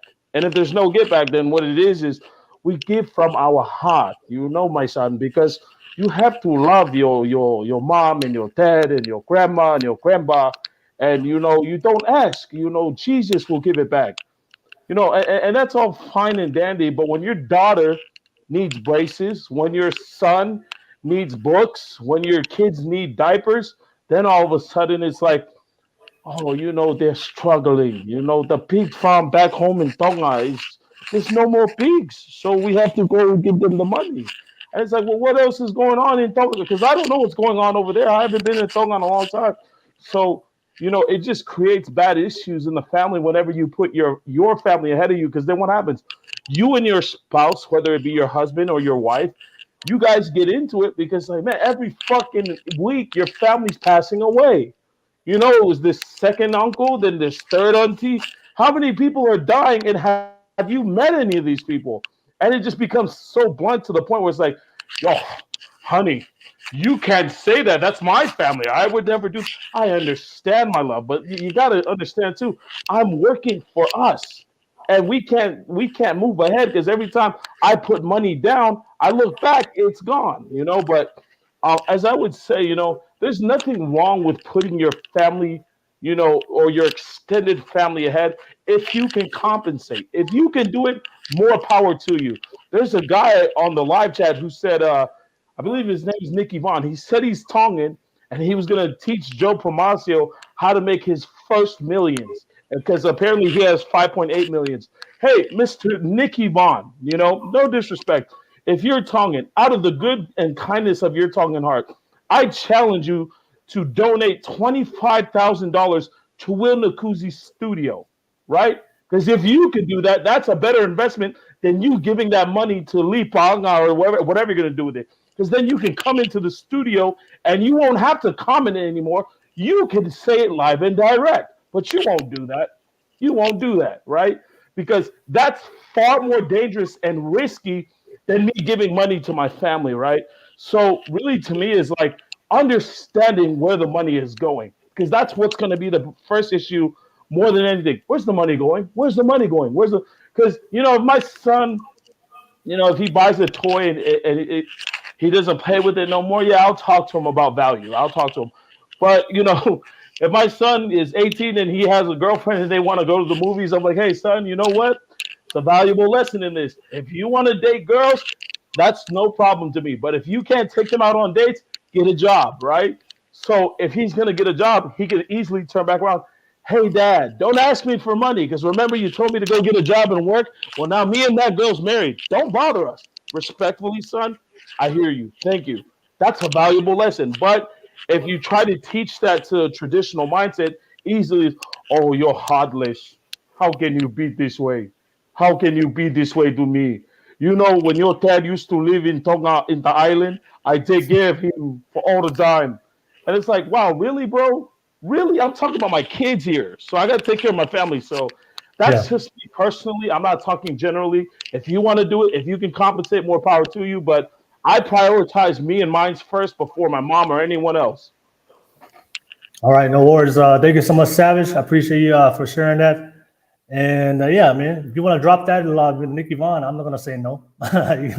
You can do whatever you want to do. And I see RIP Nation said on the live chat, he said, drop those bands on the channel right now, Vaughn. Hurry up, fool. All right, no worries. Thank you so much for everybody that's watching this right now.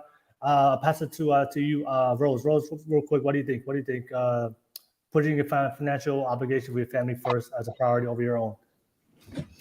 Okay, wow. So I have a lot to say about this. I have good experiences with it and bad experiences. I feel like it could be an obligation or it could be an honor, depending who it is. So for me, it's an honor to take care of my mom because I've seen how hard she worked to take care and raise all of us and give us anything and everything, no matter what. Whatever she had, she gave it. If anyone asked, she was that type. But then I would see how she would give so much and so freely to so many of the family members that were so undeserving, people that have literally abused her and shunned us as kids. But yet she still helps. She still sends money to Samoa. And she's the only sibling that does it because she can. So for her, it's an honor to do that because we're able to give her the privilege to be able to be financially able to do that. And that falls back on me as the breadwinner of the whole entire family. And for me, I take so much honor, and that's for my ancestors. So whatever they need, I give freely because it's who I am. But it has come to a point where now I see where my mom is being taken advantage of. And that's where me and my siblings have to put our foot down and say, Mom, stop. You have to stop sending so much money because now they're taking advantage of you. And now it's to the point where, oh, Piaki, she can do this. Piaki, she could do that. Oh, she'll always give money. It's like, no, you can't keep taking advantage of my mom like that because it's just bad karma. Because now we're not going to give anything. We're stopping it. Like I'm cutting off everything financially moving forward. And I see this with my own family too, where it's like, I don't get support like you will. I don't get support from my family for all the things I'm doing with my podcast and my businesses. But when they want money, they'll come crawling. And that's the only time I get phone calls. Oh, when they need something. And it's like, I don't get any support for what I'm doing when all I need is just like, hey, go after, you got it. They're always putting me down. But yet when they need help, who are they calling? They're calling me. And so that hurts me. I still give because it's who I am. And I'm at the point where now I can give back to my community because I've helped my family. Now I can help my community. And I feel like those of us who are successful enough to help our communities, we're doing it. We're reaching out. We're creating programs. We're creating nonprofits. I see it with so many people I know that are successful in the Polynesian community that are just giving back because that's who we are. We're givers. We love to give. It's what we're all about.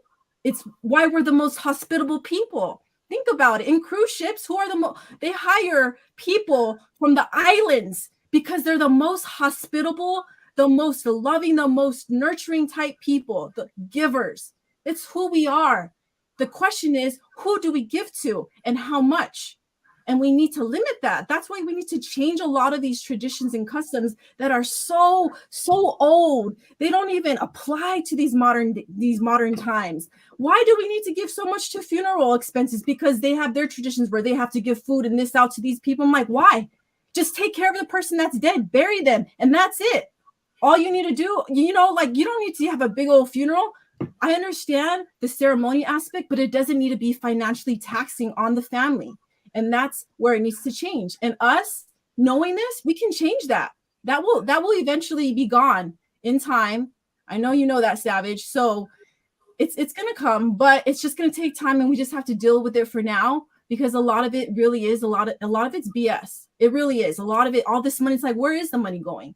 Who's the one that's stealing money from the family? Because we all have that person in the family that's IU that wants to take the money and be selfish and use it for themselves and then pretend that, hey, show it off like they're the shit. Where I'm like, man, I'm the one that freaking made you. I'm the one that sent you that money. It's crazy. But we all understand it because we all go through it and we're tired of it. We need to stop giving so much to the wrong people and give back to ourselves, give back to our communities, and do it in the way where, like Heta was saying, you're not teaching. We don't need to teach. We don't need to give our people fish. We need to teach them how to fish so they can provide for themselves. And that's where these programs come in, like Undaground Rhodes was saying, and Heta was saying, building these programs. It's so important to give them the knowledge for them to be able to go out and make it on their own and not have to be like, hey, I need help, because we can only take so much, right? There's so much burden to be had. And we are such a strong people. We hold that burden. We carry that burden, and it needs to stop because it's too much and we're tired. We're tired. All of us are so tired. Our parents are tired from working so hard. I'm tired. Savage, Will, Joe, Siaosi, Heta, Mao, Rhodes, we're all so damn tired. We need a break. We do. We need a break. All right. No worries, Rose. Thank you so much for sharing that, Rose. And if any Rose family members watching this right now, I challenge you to call her right now and ask her for money. They don't support me. Except what? My sister, that's the one that always types and sends messages. She's the only one that watches and is more supportive than anything. So all right. I give props to her. I see Samuel Lamone. He said, get a Rose coming from the girl that was an outcast because she was Afakasi, but she got money. She got money though, LOL. All right, shout out to you, Samuel. Thank you so much. To respond to that, being Afatasi, I was an outcast from my own people. And now that I've grown up, I actually am giving back more to my own people than anyone and anything else. And the things I'm building right now, this, multi-generational wealth, is so that I can give it all back. my whole goal is to become extremely wealthy so I can give it all back to our people in ways where it could feed the next generation, because I don't need millions of dollars. What am I going to do with it? I don't need fancy houses and cars. I have everything I want. What I'm building now is to support our people, and I'm doing it. I'm doing it right now, and it's just going to get hard. It's just going to get stronger and better, and this is where I'm headed, just to give it all back. Thank you so much, Rose, and a shout out to you, Rose. And BL17 says, "Who needs Wonder Woman when we see Rose fired up like this?" Yeah, who needs a Wonder Woman? This is our Polynesian Wonder Woman right here. Nevertheless, thank you so much. Let me pass it to you, Joe real, and I'll come to you, Mao. Joe, real quick, what's your thoughts about the financial obligation to the family? All right, I'm going to take this from a little bit of a different angle because I was one of the children that benefited from this. I was, during my younger ages, I was part of the family that would ask for money. I was part of the family that needed help, honestly and earnestly at the same time. But, you know, for me, holding my position today, you know, for my siblings that do regularly talk to me and that I correlate with a lot, my ambition for the pathway that I'm setting, and it goes back to what Savage was saying about generational wealth, is that the type of ambition that I have is I do hope to reach $1 billion mark. Like I do hope to get to that mark one day, and I'm setting the foundations properly to be able to do that. And the reason why I say these things is because, you know, I was raised by my great grandmother when I was younger, and my grandparents when I was you know, as a toddler, getting into the early years of becoming a teenager. And so for me, growing up, the way that I see it is I do want to give back to my family, and being in the position today where I'm at today has given me enough responsibility and enough leverage to be able to do so. And ultimately, I do want to retire my mom. I also want to retire my sister, my oldest sister. And my oldest sister has kind of been like what Rose, what you're doing. That's exactly what my sister does. You know, my sister works a corporate job, but she doesn't have her own business or anything like that, but she does cater to the family as much as possible. And for us, the way that I look at it, at least, is more along the lines of none of that money has been wasted. You know, and I am very aware that, you know, there are families that deal with this. I mean, my wife's family is one of them. You know, they're very, very mata te whaatonga. And so like they really they really expect a lot. And it's not an issue for us as of right now. You know, I'm very fortunate where I'm at. And so like my ultimate goal in life is to get to the point of philanthropy where I can just give without looking. You know, I don't want to have to, you know, oh, where's the money going? I just want to be like, oh, okay, you need help, here you go. And for me, doing so, building that generational wealth, to be able to do that, I'm fortunate enough to come from a big enough family where they can support that generational wealth line, from me sponsoring everybody in my family. I come from a family of 10. I'm number 8 in my family, which by all means, most kids in my generation, that's a huge family. Most of the Polynesian kids, at least here in Utah, you know, they only come from like a family of 4 or a family of 3. And so you don't really see a lot of big families anymore. And I feel like that's one of the reasons why, is because you are stretched so thin. And I feel like people that are out in the islands don't realize how thin it stretches you. And so for me, like, that's my thing, is that I do want to be able to give back. I do want to, that is kind of my love language, is to being able to give without expecting anything back. Now, business stuff, that's totally different than financial position. But for me, like, you know, I can't become a philanthropist if I don't practice philanthropy. So that's just the way that I see it. That's the way that I've come to it. And like, because I have such a big family, when my grandparents passed away, you know, we were very fortunate when my grandfather passed away that everybody was able to show up, all 10 kids. But when my grandmother passed away, not all 10 kids were able to show up to my grandmother's funeral. And those kind of things, like, because being raised by my grandparents, like that's what hurt me, because I was one of the kids who couldn't go at the time. And I don't want that to happen when my parents die. You know, I want all the grandkids there. I want all of the siblings there. I want everybody to be there. And so, yeah, that's just my ideology around it, is that, you know, I don't see it as an issue just for me. I'm fortunate enough to be where I am today. And I hope that I can build that generational wealth, so that way we don't have to worry about these kind of things, because I don't think it's because of the lack of opportunity. I think it's more along the lines of lack of intuition to build that, so you guys can be able to offer it. And that's what I'm doing now, is building that. No worries. Thank you so much, Joe. Appreciate for sharing that. Thank you so much. And I'll pass it to you, Mal. Mal, what's your final thoughts? What's your thoughts on the topic about, you know, putting the family first financially over your own? What do you think, Mal? Yeah, this one's a bit of a tough one for me, right? Just with my upbringing and everything that I've received from my parents throughout my whole childhood. But a couple things that come to mind. One thing that Heta said was like feeling guilty, right? And Siaosi was saying feeling held back. Similar to Joe, I'd love to get into a position where philanthropy is something that I do organically, right? But I also have to be cognizant that where I'm at, I don't have the ability to do so, although it is work in progress. And the word obligation, I feel like it's almost used in a negative connotation where it's forceful.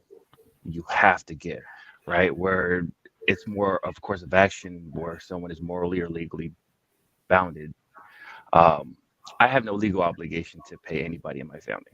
I get to choose whether I get to give or not. However, morally, the definitions of the obligations that I have to my parents, I get to dictate that, right? And I know that the things that they need, if I can and I'm able to, absolutely, I will try my best to give. If I don't have, then there has to be a mutual understanding that this is the current situation I'm in and I can't give, right? Regardless if they accept it or not, I have to be willing to accept that for myself, right? And kind of going along with Savage, like my family, my immediate family inside my house, my wife, my kids, they come first. If it takes for me to take food off the table to give to someone else to eat, I'm doing a disservice to my family, and I refuse to do that, right? The other thing is within our culture, we have cultural obligations, but someone has said those cultural obligations cannot be financially taxing. It can't be, because if I am giving a situation that I was in, right? Someone had asked me for $1,500. And that money was to go towards giving that to someone else for a cultural celebration. To me, that's impossible for me to do. I cannot take food off my table for you to go and celebrate with someone else. I refuse to do that, and I will not do that, right? But if I get to a position, kind of similar to what Joe was saying, where I am able to build and allow people to elevate themselves and their values so that they can do that for themselves, that's the obligation that I feel is what I can provide, right? The piece of elevating others to the point where they want to be. If it is for show, if it is for status, those are things that I refuse to be a part of, right? So the sense of obligation, I believe, depends on on how you define it. If there are certain needs that my family need and I'm able to provide it, these are my definitions, not nobody else, then I will try my best to do so if I am capable of doing so. But if I can't, there has to be that understanding that I can't at this moment. But if the transaction is a want for something that is not of value, then that's out of the realm of the definition that I choose to define that obligation. If that makes sense. Okay. All right. No worries. Thank you so much for sharing that, Mal. I appreciate that. I just want to open up for open discussion real quick. Anybody want to add on or respond to anybody that I just said? Go ahead, Savage. I just wanted to add something just really quick. You know, that's another reason why my content is foremost prominent, in my realm or my community on TikTok was cultural norms and the superstition. My mom told me that I couldn't take my daughter to the cemetery if she wasn't baptized because of the fear of her being puketevolo, because of her being possessed at an early age. And that bothered me so much because my whole thing was like, I questioned, like, how could you believe in Jesus and yet be superstitious? The man wasn't superstitious. And, I kind of broke it and took my daughter to the cemetery because I would never miss my grandma. If I came to Cali and I had an opportunity to go see my grandmother, I'm going to go do it. My grandmother, my grandfather, they're both buried at the same cemetery. So, ever since I did that, it's a cultural taboo, especially in the Catholica circles or Catholic circles, that you do something like that. If your kids are not baptized, it's definitely taboo. It's frowned upon. And to me, that held me back for a long time because, I wouldn't imagine my daughter being spiritually aware that there are negative spirits out there that would inhabit her body spiritually. That if I don't go get her baptized, I'm never going to be able to see my grandma again because, at the time I wasn't working, so my daughter was everywhere with me. So I just did something that kind of broke that stereotype, or whatever the hell it is, and I took her, and I'll never forget how that bothered my family. But the crazy thing about it was we're gonna have a funeral next week. You guys just come. What the hell? Mom, you just told me not to take my daughter to the funeral. I mean to the cemetery, but we should come to the funeral. Okay. How much money does it take to pay for this funeral? Oh, okay, so then I'll leave that. But never mind the fact that I want to go see my grandma. We got to go to that funeral, which, by the way, is going to be at a cemetery, and I have my daughter. Makes sense. All right. So that was another reason why I ended up doing what I had to do, was to break cultural norms. All right. No worries, Savage. Anybody else want to add on real quick? Yeah, I did. I wanted to piggyback on what Mao said. Totally understand where Savage is coming from, but I think, like, for me, right, giving to the family is more a strategic kind of thing, because I had a first cousin that I never had a relationship with, who passed away in New Zealand. I was called and they were collecting money, and I just straight up tell them, look, I've got another niece who had two kids doing a bake sale to raise, because she homeschooled her kids, to raise funds for their tuition. I said, I would rather give to that than a cousin whom I had no relationship with and don't even know, And so my family thinks I am, but my husband will tell you, you have given to the family for over 32 years. And even my husband is Balangi, right? And he's like, when I die, I want a Tongan funeral because I want them to give you money, right? That's a joke. But anyway, but I think that's what it is. You have to be strategic about, like Mao said, if you can't even feed, if you're taking away food from your kids in order to give, great. If you're in a position that you can give, then do it, but don't do it and feel guilty about doing it, because, that you just lost like the purpose of why you're giving out of love. We're supposed to be giving out of love. I think, I don't know, be more. Because what I told my family was like, I'd rather give to the living than the dead. Period. So All right. that's what life insurance is for. All right. And that makes logical sense. All right. And thanks so much, Heta. Anybody want to add on real quick? Anybody else? Yeah, I want to just say something. They can sell their Suburbans and go for a cheaper vehicle, save on gas money, okay, so they can afford all those functions. Because this is what I learned from my aunt who worked in social services. They all celebrated, had all these fancy weddings, got into debt, and here they are driving in the Suburban in social welfare. So how does that make any sense? You know what I'm saying? It's like the rest of us as taxpayers are working hard so that, we're making an honest living and paying taxes. And you have people who are not using the wisdom and to exercise their wisdom in a way that, I guess, how do you say it? that is fair for everyone. It seems almost so selfish that most of them want to have all these big flashy events. For what? For what? They miss the whole beautiful part of the cultural part behind it by trying to outdo everyone else and get into debt over something when that whole event probably could have been a mortgage or could have been a scholarship for a kid or school fees or whatever it is to go to school. Or does that make sense? To me, it doesn't make any sense. That's why I don't go to any cultural things. Okay. I either All toe right. the line or I toe the cultural things. And for me, the church line, and for me, it's the church and not the cultural things. I'll support the good things that'll benefit everyone collectively and the individual, but I'll leave the bad things out, the things that are not helping any us progress and move forward. Does that make sense? But that's Yep. just my 2 cents. No worries. Thank you, Underground Roads. Siaosi, do you want to go? Yeah, just a little for a short period.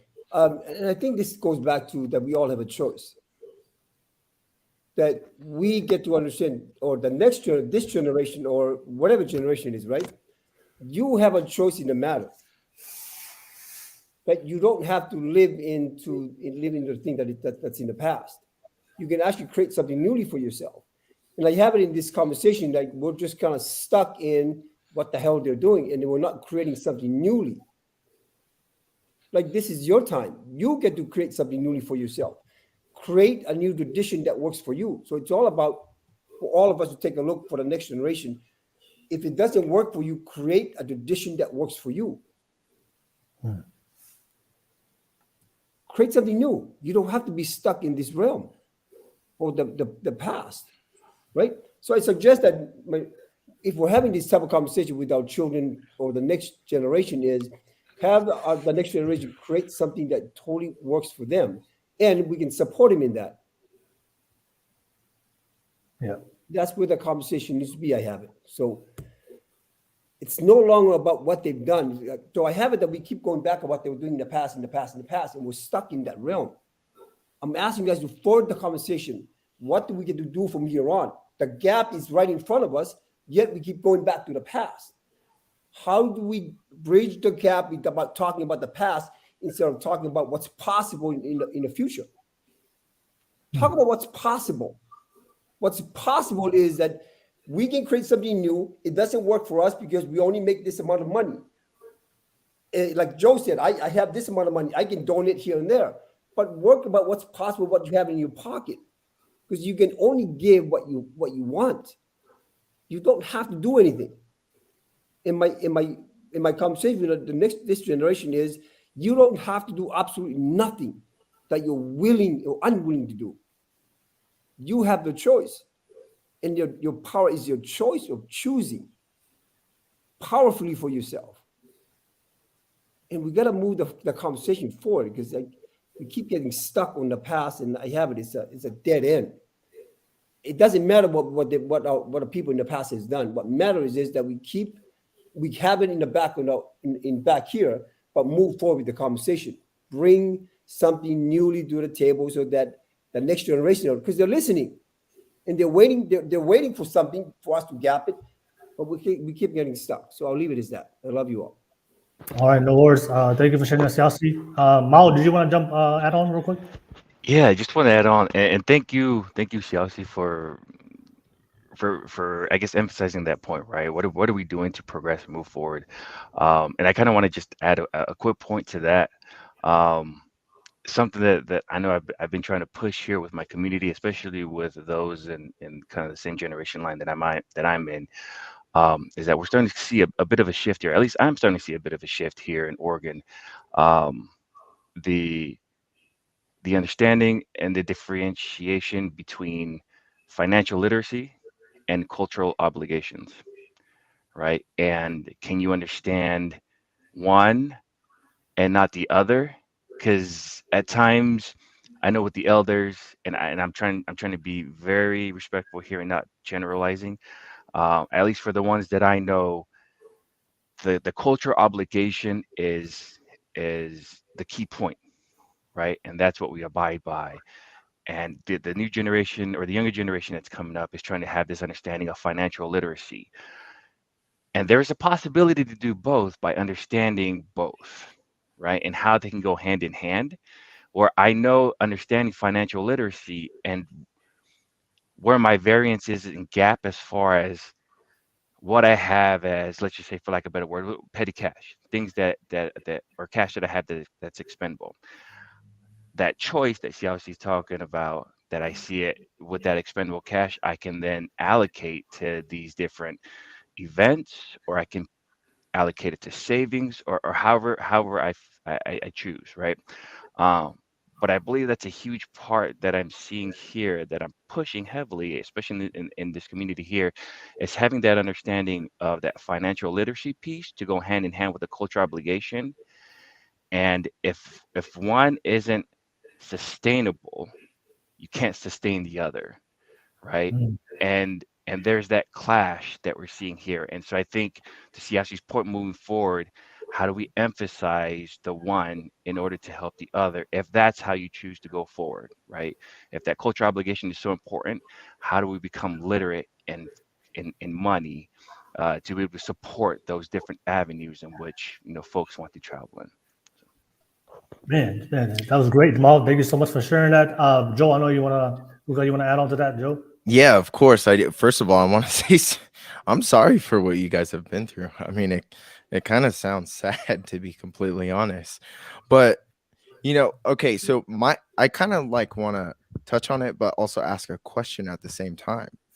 So like, you guys have brought up a really, really good point. And I guess I wasn't clear enough, but like that was kind of the point that I was trying to make. It is, getting to the point where understanding the traditional values that our culture set has, and then can we mix it in with the new age stuff? And I guess that's what my biggest issue was being able to go to the older generation and try to explain these things. That's where I get cut off. Is like, oh, no, no, no, like you guys just do that in America. And it's like, no, no, like this could actually help you guys. And it feels like, because I'm probably the youngest one on this panel, because I'm so young in the cultural aspect of my family members and everybody else. I feel like sometimes they don't want to listen to me, just because of the fact that I'm younger than all of them. Like, oh no, Joe, you don't understand life. Like, that's not how life works. And it's like, I was talking about this stuff back when I was 23, back when I got onto this road of, being super ambitious, being a hyper male that's out there, proving everybody wrong.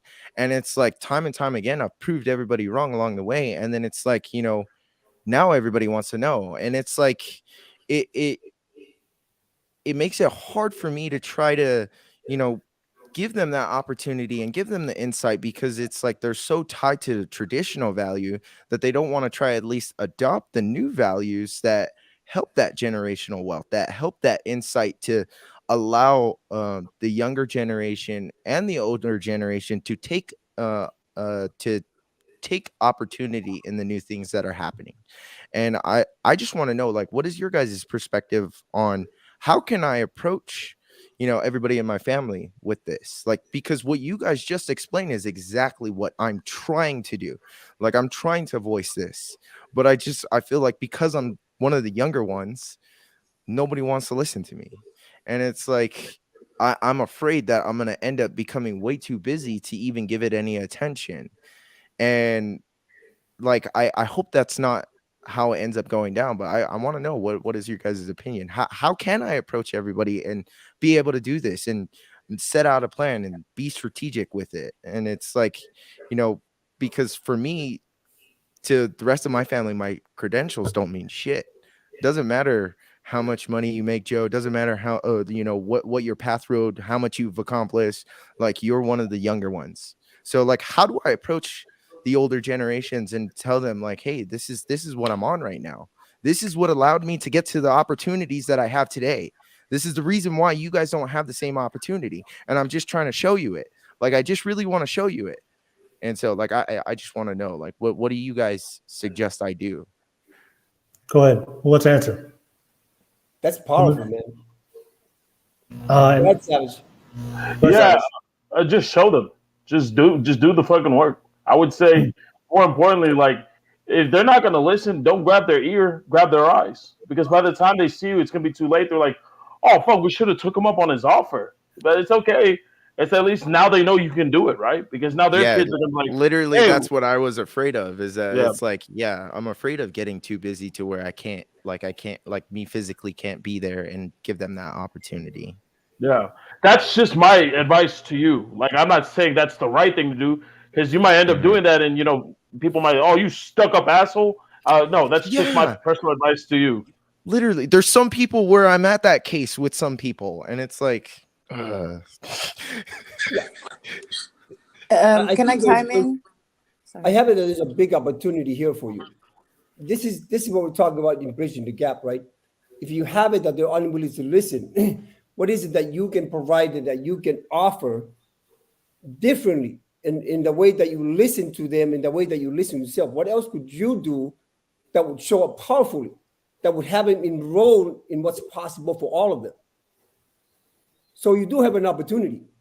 And if whether you're willing to take a look at the opportunity or you're willing to just do what Savage said, is like effort. But there is an opportunity for you to grow yourself and bring the family together. And this is the gapping part, right? This is the opportunity for you to do something completely different other than what you've been taught or the way you wound up being. And this is the discovery part, because you're going to have to do the work. Like you're going to have to figure out what is in their interest. How do you enroll them in what's possible? Mhm. Because it's there. They're just not enrolled in what you have given to them yet. It's an So interesting figure way out of what it looking is at it. that they're interested in and enroll them in what is possible, and then run from there. Like find the missing. This is the gap. Find the missing in your communication, in the way that you connect with them. Maybe it's the way that your communication lands. You're gonna have to take a step back, and you can be that bridge for everybody else. No. But in order for that to happen, you're gonna have to build courage to shut the hell up once in a while and listen, and then bring some feedback. But that's your discovery. So that's what I offer you. I offer you the opportunity to really bridge the gap by the younger generation, to really show them how it not should be in the world of should, but what's possible if we all work together and what's possible for all of us. no worries. Thank you, Siaosi. I know Irene. I know you wanted to jump on. Head on. Go ahead, Irene. So Joey, I think you can start with your sister and your mother. When you start working Yeah, with I your actually sibling, have. I your actually siblings have. will Yeah. teach. Your siblings will start teaching the next one, and eventually your father will catch on. Does that make sense? You set this, plant the seed, and then let everything take in effect. And I Did like think the Chinese did it. That's how the Chinese did it. They all live in one house. They paid off the house, cash. If someone needed the car, they all contributed to pay the car off cash, because they don't believe in giving money to other entities, right? So you cut out the interest. Because what you're doing is you're rotating the money amongst yourself 13 times more than the money going outside of your family unit. That's All just right. my take. and Thank I you for think sharing, Irene. Yeah, Go and ahead. I just did a quick chime in, and I do agree with both of them, what Jordan, Siaosi and Irene was speaking about. But I think you have to think about the law of division, right? People only care, they don't care how much you know, they only want to know if you care about them. They don't care how much you know. And so sometimes you have to bridge the gap of communication and listen with empathy.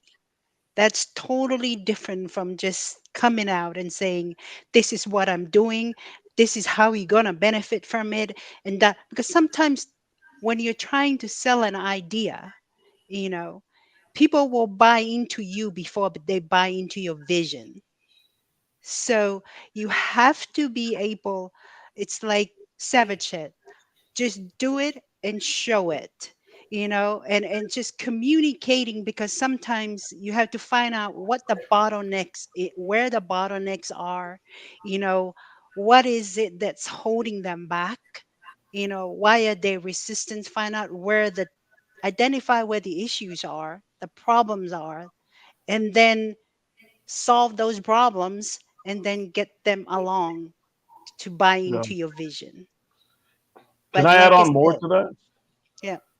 Yeah. Yes, that's absolutely right. I mean, just speaking from experience, bro, it's like, the only like in the Tongan community, the only time life insurance is important is when your mom and dad passes away, because you couldn't afford that shit. Now you know better, but it sucks because it took them to die for you to know how important life insurance is. So I'm only applying that to every other lesson that it is for the new generation to come into. Right? Don't wait for don't wait for this thing to be important. That's my wife. That's my wife. Don't wait for something to be of importance when it hits you, when it hits your circle, because the sad part about that is, I only use that analogy, but that's the realest sense. Life insurance is important, and I don't want to play around with that. If you can invest now, kids, it's not only a benefit to you and your family, but it takes pressure off of you, so you don't have to worry. Little by little, if you want to set it to a monthly goal, weekly, whatever. But like, life insurance is important. I only wanted to say that because, I'm tired of our people suffering because of the lack of knowledge. We can do better, and I don't want to blame the elders for not. The elders are not hard headed. They just need to see it, because coming up in their generation, no one taught it to them. So that's also there. Yeah. All right, no worries. Thank you for sharing that, Savage. And anybody else want to add on real quick? Oh, go ahead, Rose. Yeah, I just want to say I agree with Siaosi, to listen. In order for people to listen, if you want people to listen to you, be a good listener. So you'll gain that in time, especially as you show it, as you prove it with what you're doing. But it's a lonely path, because I will say that the number one reason people fail in life is because they listen to their family, friends, neighbors, the people closest to you. So all of us we're not those people that listened to everyone around us. We went outside of the box and we said, well, fuck you, whatever you say, I'm going to do what I'm going to do to make it to the top. And then when I make it to the top, I'm going to help y'all. And then you guys will, come back with humble hearts and, oh, thank you. Yeah, it's fine. We don't need any praise. We're doing it because it's just who we are. Right? Joe, you want to be a philanthropist? My goal is to be a huge philanthropist. And I think all of us, if we get to that point, or when we get to that point, we just all want to give back, because why do we need so much material wealth? It doesn't make us happy. We all know that. What makes us happy is our families, is our rich culture, is knowing who we are, is our good health, which we need to work on as a whole culture, right? So that there's less funerals. But anyways, we need to just honestly not listen to anyone, naysayers, negative stuff.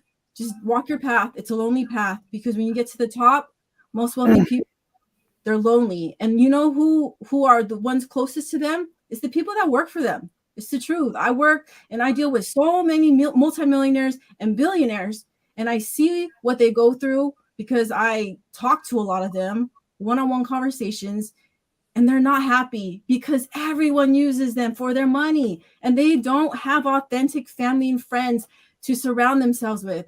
The only people is really just the people that work for them. And it's a sad path, but they do it because they can. So that's all I got to say. All right, no worries. Thank you, Rose. Yeah, I totally. I think I'm gonna hit this from a different angle, probably a more darker, the dark side of this. And I agree with Siaosi and agree with everybody on here. I think we should try to communicate and try to bridge the gap. But I think for me, my personal experience, just I think I do agree with Savage. He said, I don't think our people, especially I'm Tongan, our people are not stubborn, but we are prideful. We are prideful people, especially the older generation. I think what I do understand about dealing with the parents or people that may not agree or support us is sometimes you just got to show them the work. If the talk is not working, if the communication is not working, you just got to go put in the work and let the results of your life and the work that you do speak for itself. I was watching, this is entrepreneur I follow his podcast. His name is Patrick David, multi-millionaire, big in the life industry game. He was talking about how he's from Iran, and he talked about how when he was trying to do the same thing with his parents, with his family members, and nobody supported and believed in him. Even when he was making $100,000, nobody respected him. Even when he was making $500,000, nobody took him seriously. It wasn't until he started making 100 million, 200 million, 300 million, 400 million. Now everybody in his family had an open mind. So sometimes when it comes to these type of things, we just gotta, sometimes like you gotta, if you want to be that first person in your family to change the generation and break those and break everything and do it for the first time, you just gotta go big. You just gotta go big. And I think everybody, especially no matter, there's always a certain level you're gonna reach that people may not support you, but this is always a certain level. Like, but if it's $1 billion to 5 million, 100 million, people will start to see, oh man, like I cannot deny the fact that the results he's putting, the work he's doing, and people can think what they want, but eventually there's a certain level of success. And I know Joey said he wanted to be, reach that $1 billion status, and if that's what it has to take. But I think for me, when you get to that $1 billion mark, everybody in your family is gonna be like, I know he's younger than all of us, but damn, he has $1 billion. Men lie, women lie, the numbers don't. So at the end of the day, like I said, I think for me is like I've tried to have communication with my family, and regardless of what they think, they don't want to have the conversation or they don't want to communicate. For me, I just like, you know what, I'm just gonna focus on myself. I'll let the results speak for itself. At the end of the day, if I go hard enough and I go big enough, at some point there's always a level. At the end of the day, you're gonna reach that. Eventually, people will come along, and it's either the haters will always hate, but eventually people with common sense will be like, you know what, he's doing something that's making a difference. I cannot deny that fact. I'm gonna have to ask questions or try to get to know or communicate and jump on. So, but that's just me. I just put in the work, and people are gonna follow and support and ask questions to you. So, but nevertheless, that's just my thoughts on it. We have come to the end. Thank you so much for everybody on the live chat, and everybody here is just, man, you guys been busy on the live chat. Let me read some comments real quick. And I see RIP Nation said, he said, Bobo Siaosi, 100. All right. Siaosi dropping some knowledge. He said, Malo, Samuel Lemon said, Malo, Uncle Siaosi. Thank you so much. And I see the Balafesa on the live chat here. It was a Balafesa. Good to see you. He dropped a comment on there. He said, stop pointing the fingers at customs you either don't agree with or don't practice. Can you help? Help. If you can't, don't. Move on. All right, Doran. So shout out to you, Balafesa. Always good to have you on the live chat. I see. I think we had some. But there you go. I see Samuel Lemon said some support to you, Heta. He said, "Malo Heta, malo fineiki." All right, thank you so much for you, Samuel, for supporting Heta. Too Wonderful said on the live chat. Good to see you, Too Wonderful. Always on the live chat. He said, "Live every day like you're broke. Let me do your taxes, and I'll tell you exactly where to save, invest, and spend your money after taxes, not before." All right, shout out to you, Too Wonderful. But at the end of the day, we have come to the end of the podcast. Everybody out there on the live chat, thank you so much for all your love and support. I appreciate you guys. Let me pass this to the panel. Let's conclude the podcast. Your final thoughts on tonight's conversation and how can people find you? And thank you so much for the great conversations and the topics that we discussed tonight.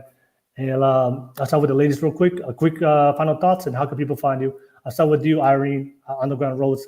Final thoughts and how can people find you? My final thoughts is just trying to find some balance. That's my final thoughts. And you can find me on TikTok, Instagram, and Facebook, mostly on the Underground Rhodes. All right, no worries. Thank you so much, Underground Rhodes. Shout out to you, all about balance. And I'll pass it to you, Heta, final thoughts and how can people find you? Final thoughts is make a difference. You can make a difference right where you are right now. Make an impact. You don't need $100 to make a difference or even money to start.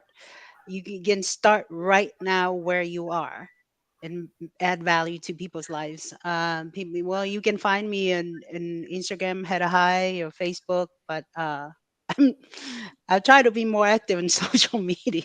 So All right, no worries, Heta. You dropped a lot of people enjoyed your conversation tonight. Thank you so much, Heta. Pass it to you, Rose. Rose, we don't need a Wonder Woman. We just need Rose. So what's your final thoughts and how can people find you, Rose? So I just want to say thank you to you all for being here on this panel. It was great hearing all your different perspectives. Thanks, Will, for putting this all together. I'm very grateful. And nothing is impossible. Nothing.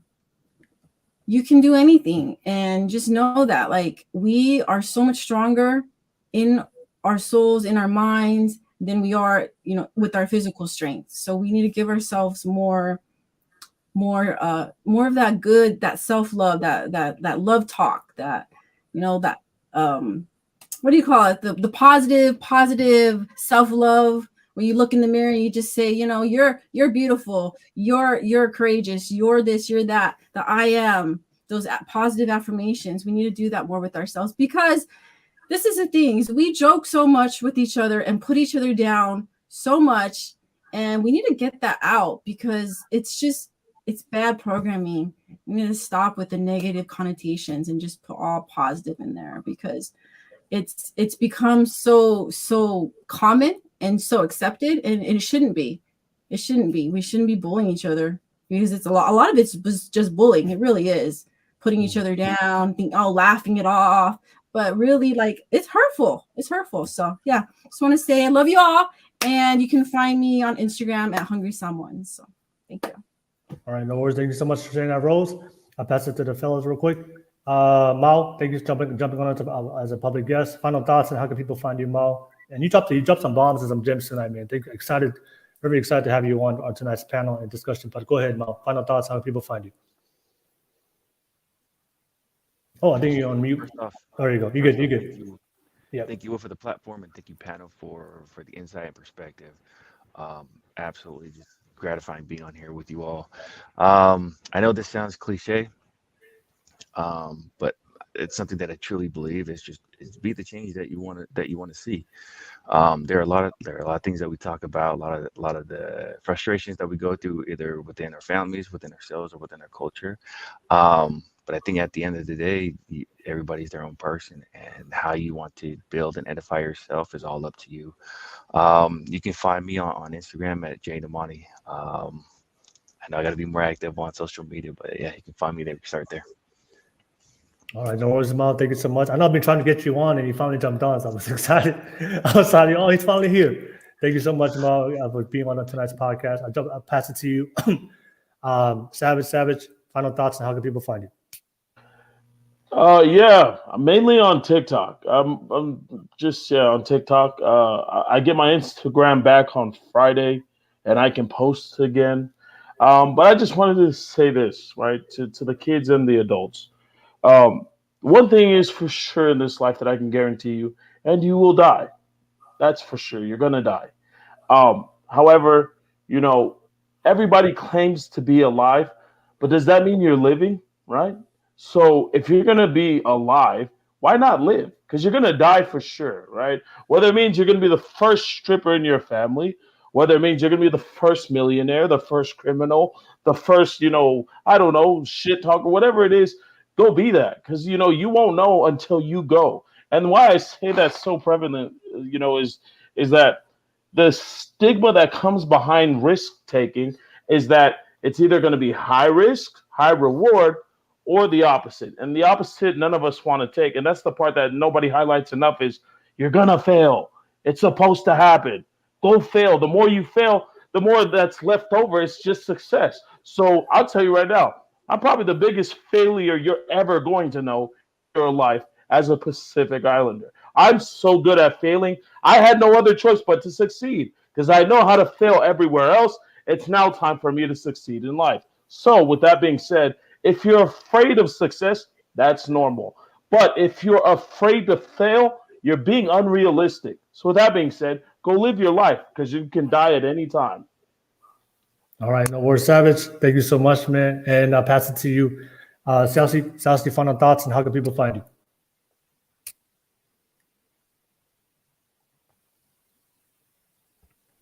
All right, guys. Final thought for me is like, how do we bridge the gap between the next generation and those that are a little bit older? So, as I mentioned earlier, you want to take a look at what's missing in your life, which is where there's courage, trust, love, authenticity, taking on full responsibility, communication, commitment, and connection. You really would just want to take a look at what's missing in your life. If any of those is part of it, I have it. If you took that on and practice all of those things that are missing in your life, that it exists in your communication, you'll have that bridge that is there for you, right? And that's it. I love you all. You can find me on social media, Siaosi Weimao, or on TikTok, Ramana Fit. Love you all. Ofat. All right, no worries. Thank you so much, Siaosi. All right, and thank you for always having a lot on the podcast. And Joe, final thoughts, and how can people find you, Joe? Okay, I'm not so active on social media, but you guys can still find me there. I'm going to be releasing content later on this week. Finally, I'm finally getting into the content space. You can just look me up, Joe Permasio. There's literally nobody else with the same name as me. So TikTok, Instagram, YouTube, and Facebook. Doesn't matter where you hit me up. I still do freelance services. So if anybody's looking for a website branding, you guys can still hit me up there. Just shoot me a DM and I'll be more than willing to help you guys out. Oh, and then my final thoughts. I did want to say this, something that one of my mentors actually told me. If you want to get paid if you want to spend money without looking at your bank account, you need to work without looking at the clock. So that's what I want to leave it at. Okay. All right. No worries. Thank you so much, Joe. And shout out to the panel real quick. Oh, my sound effects are not working. All right. Shout out to the panel real quick. Thank you so much. Thank you so much for everybody out there that's watching this right now. Appreciate you guys for the conversation, bridging the gap to the generation. And regardless of we have different opinions, but at least we're doing something today and doing something and making something happen to bridge this gap. Thank you so much, like Siaosi said, to progress and move forward. Don't forget to like and subscribe so you get notifications. We do go live. I'll definitely drop the links for everybody on the panel. Definitely support them in their platforms, everything they do. Appreciate you guys. But you guys have a great night. Thank you so much, everybody on the live chat. You guys were with us the whole entire time. Thank you so much. But we'll see you guys next time. Peace, y'all. Peace. Have a good night, y'all. Peace. Mao, it's good to see you.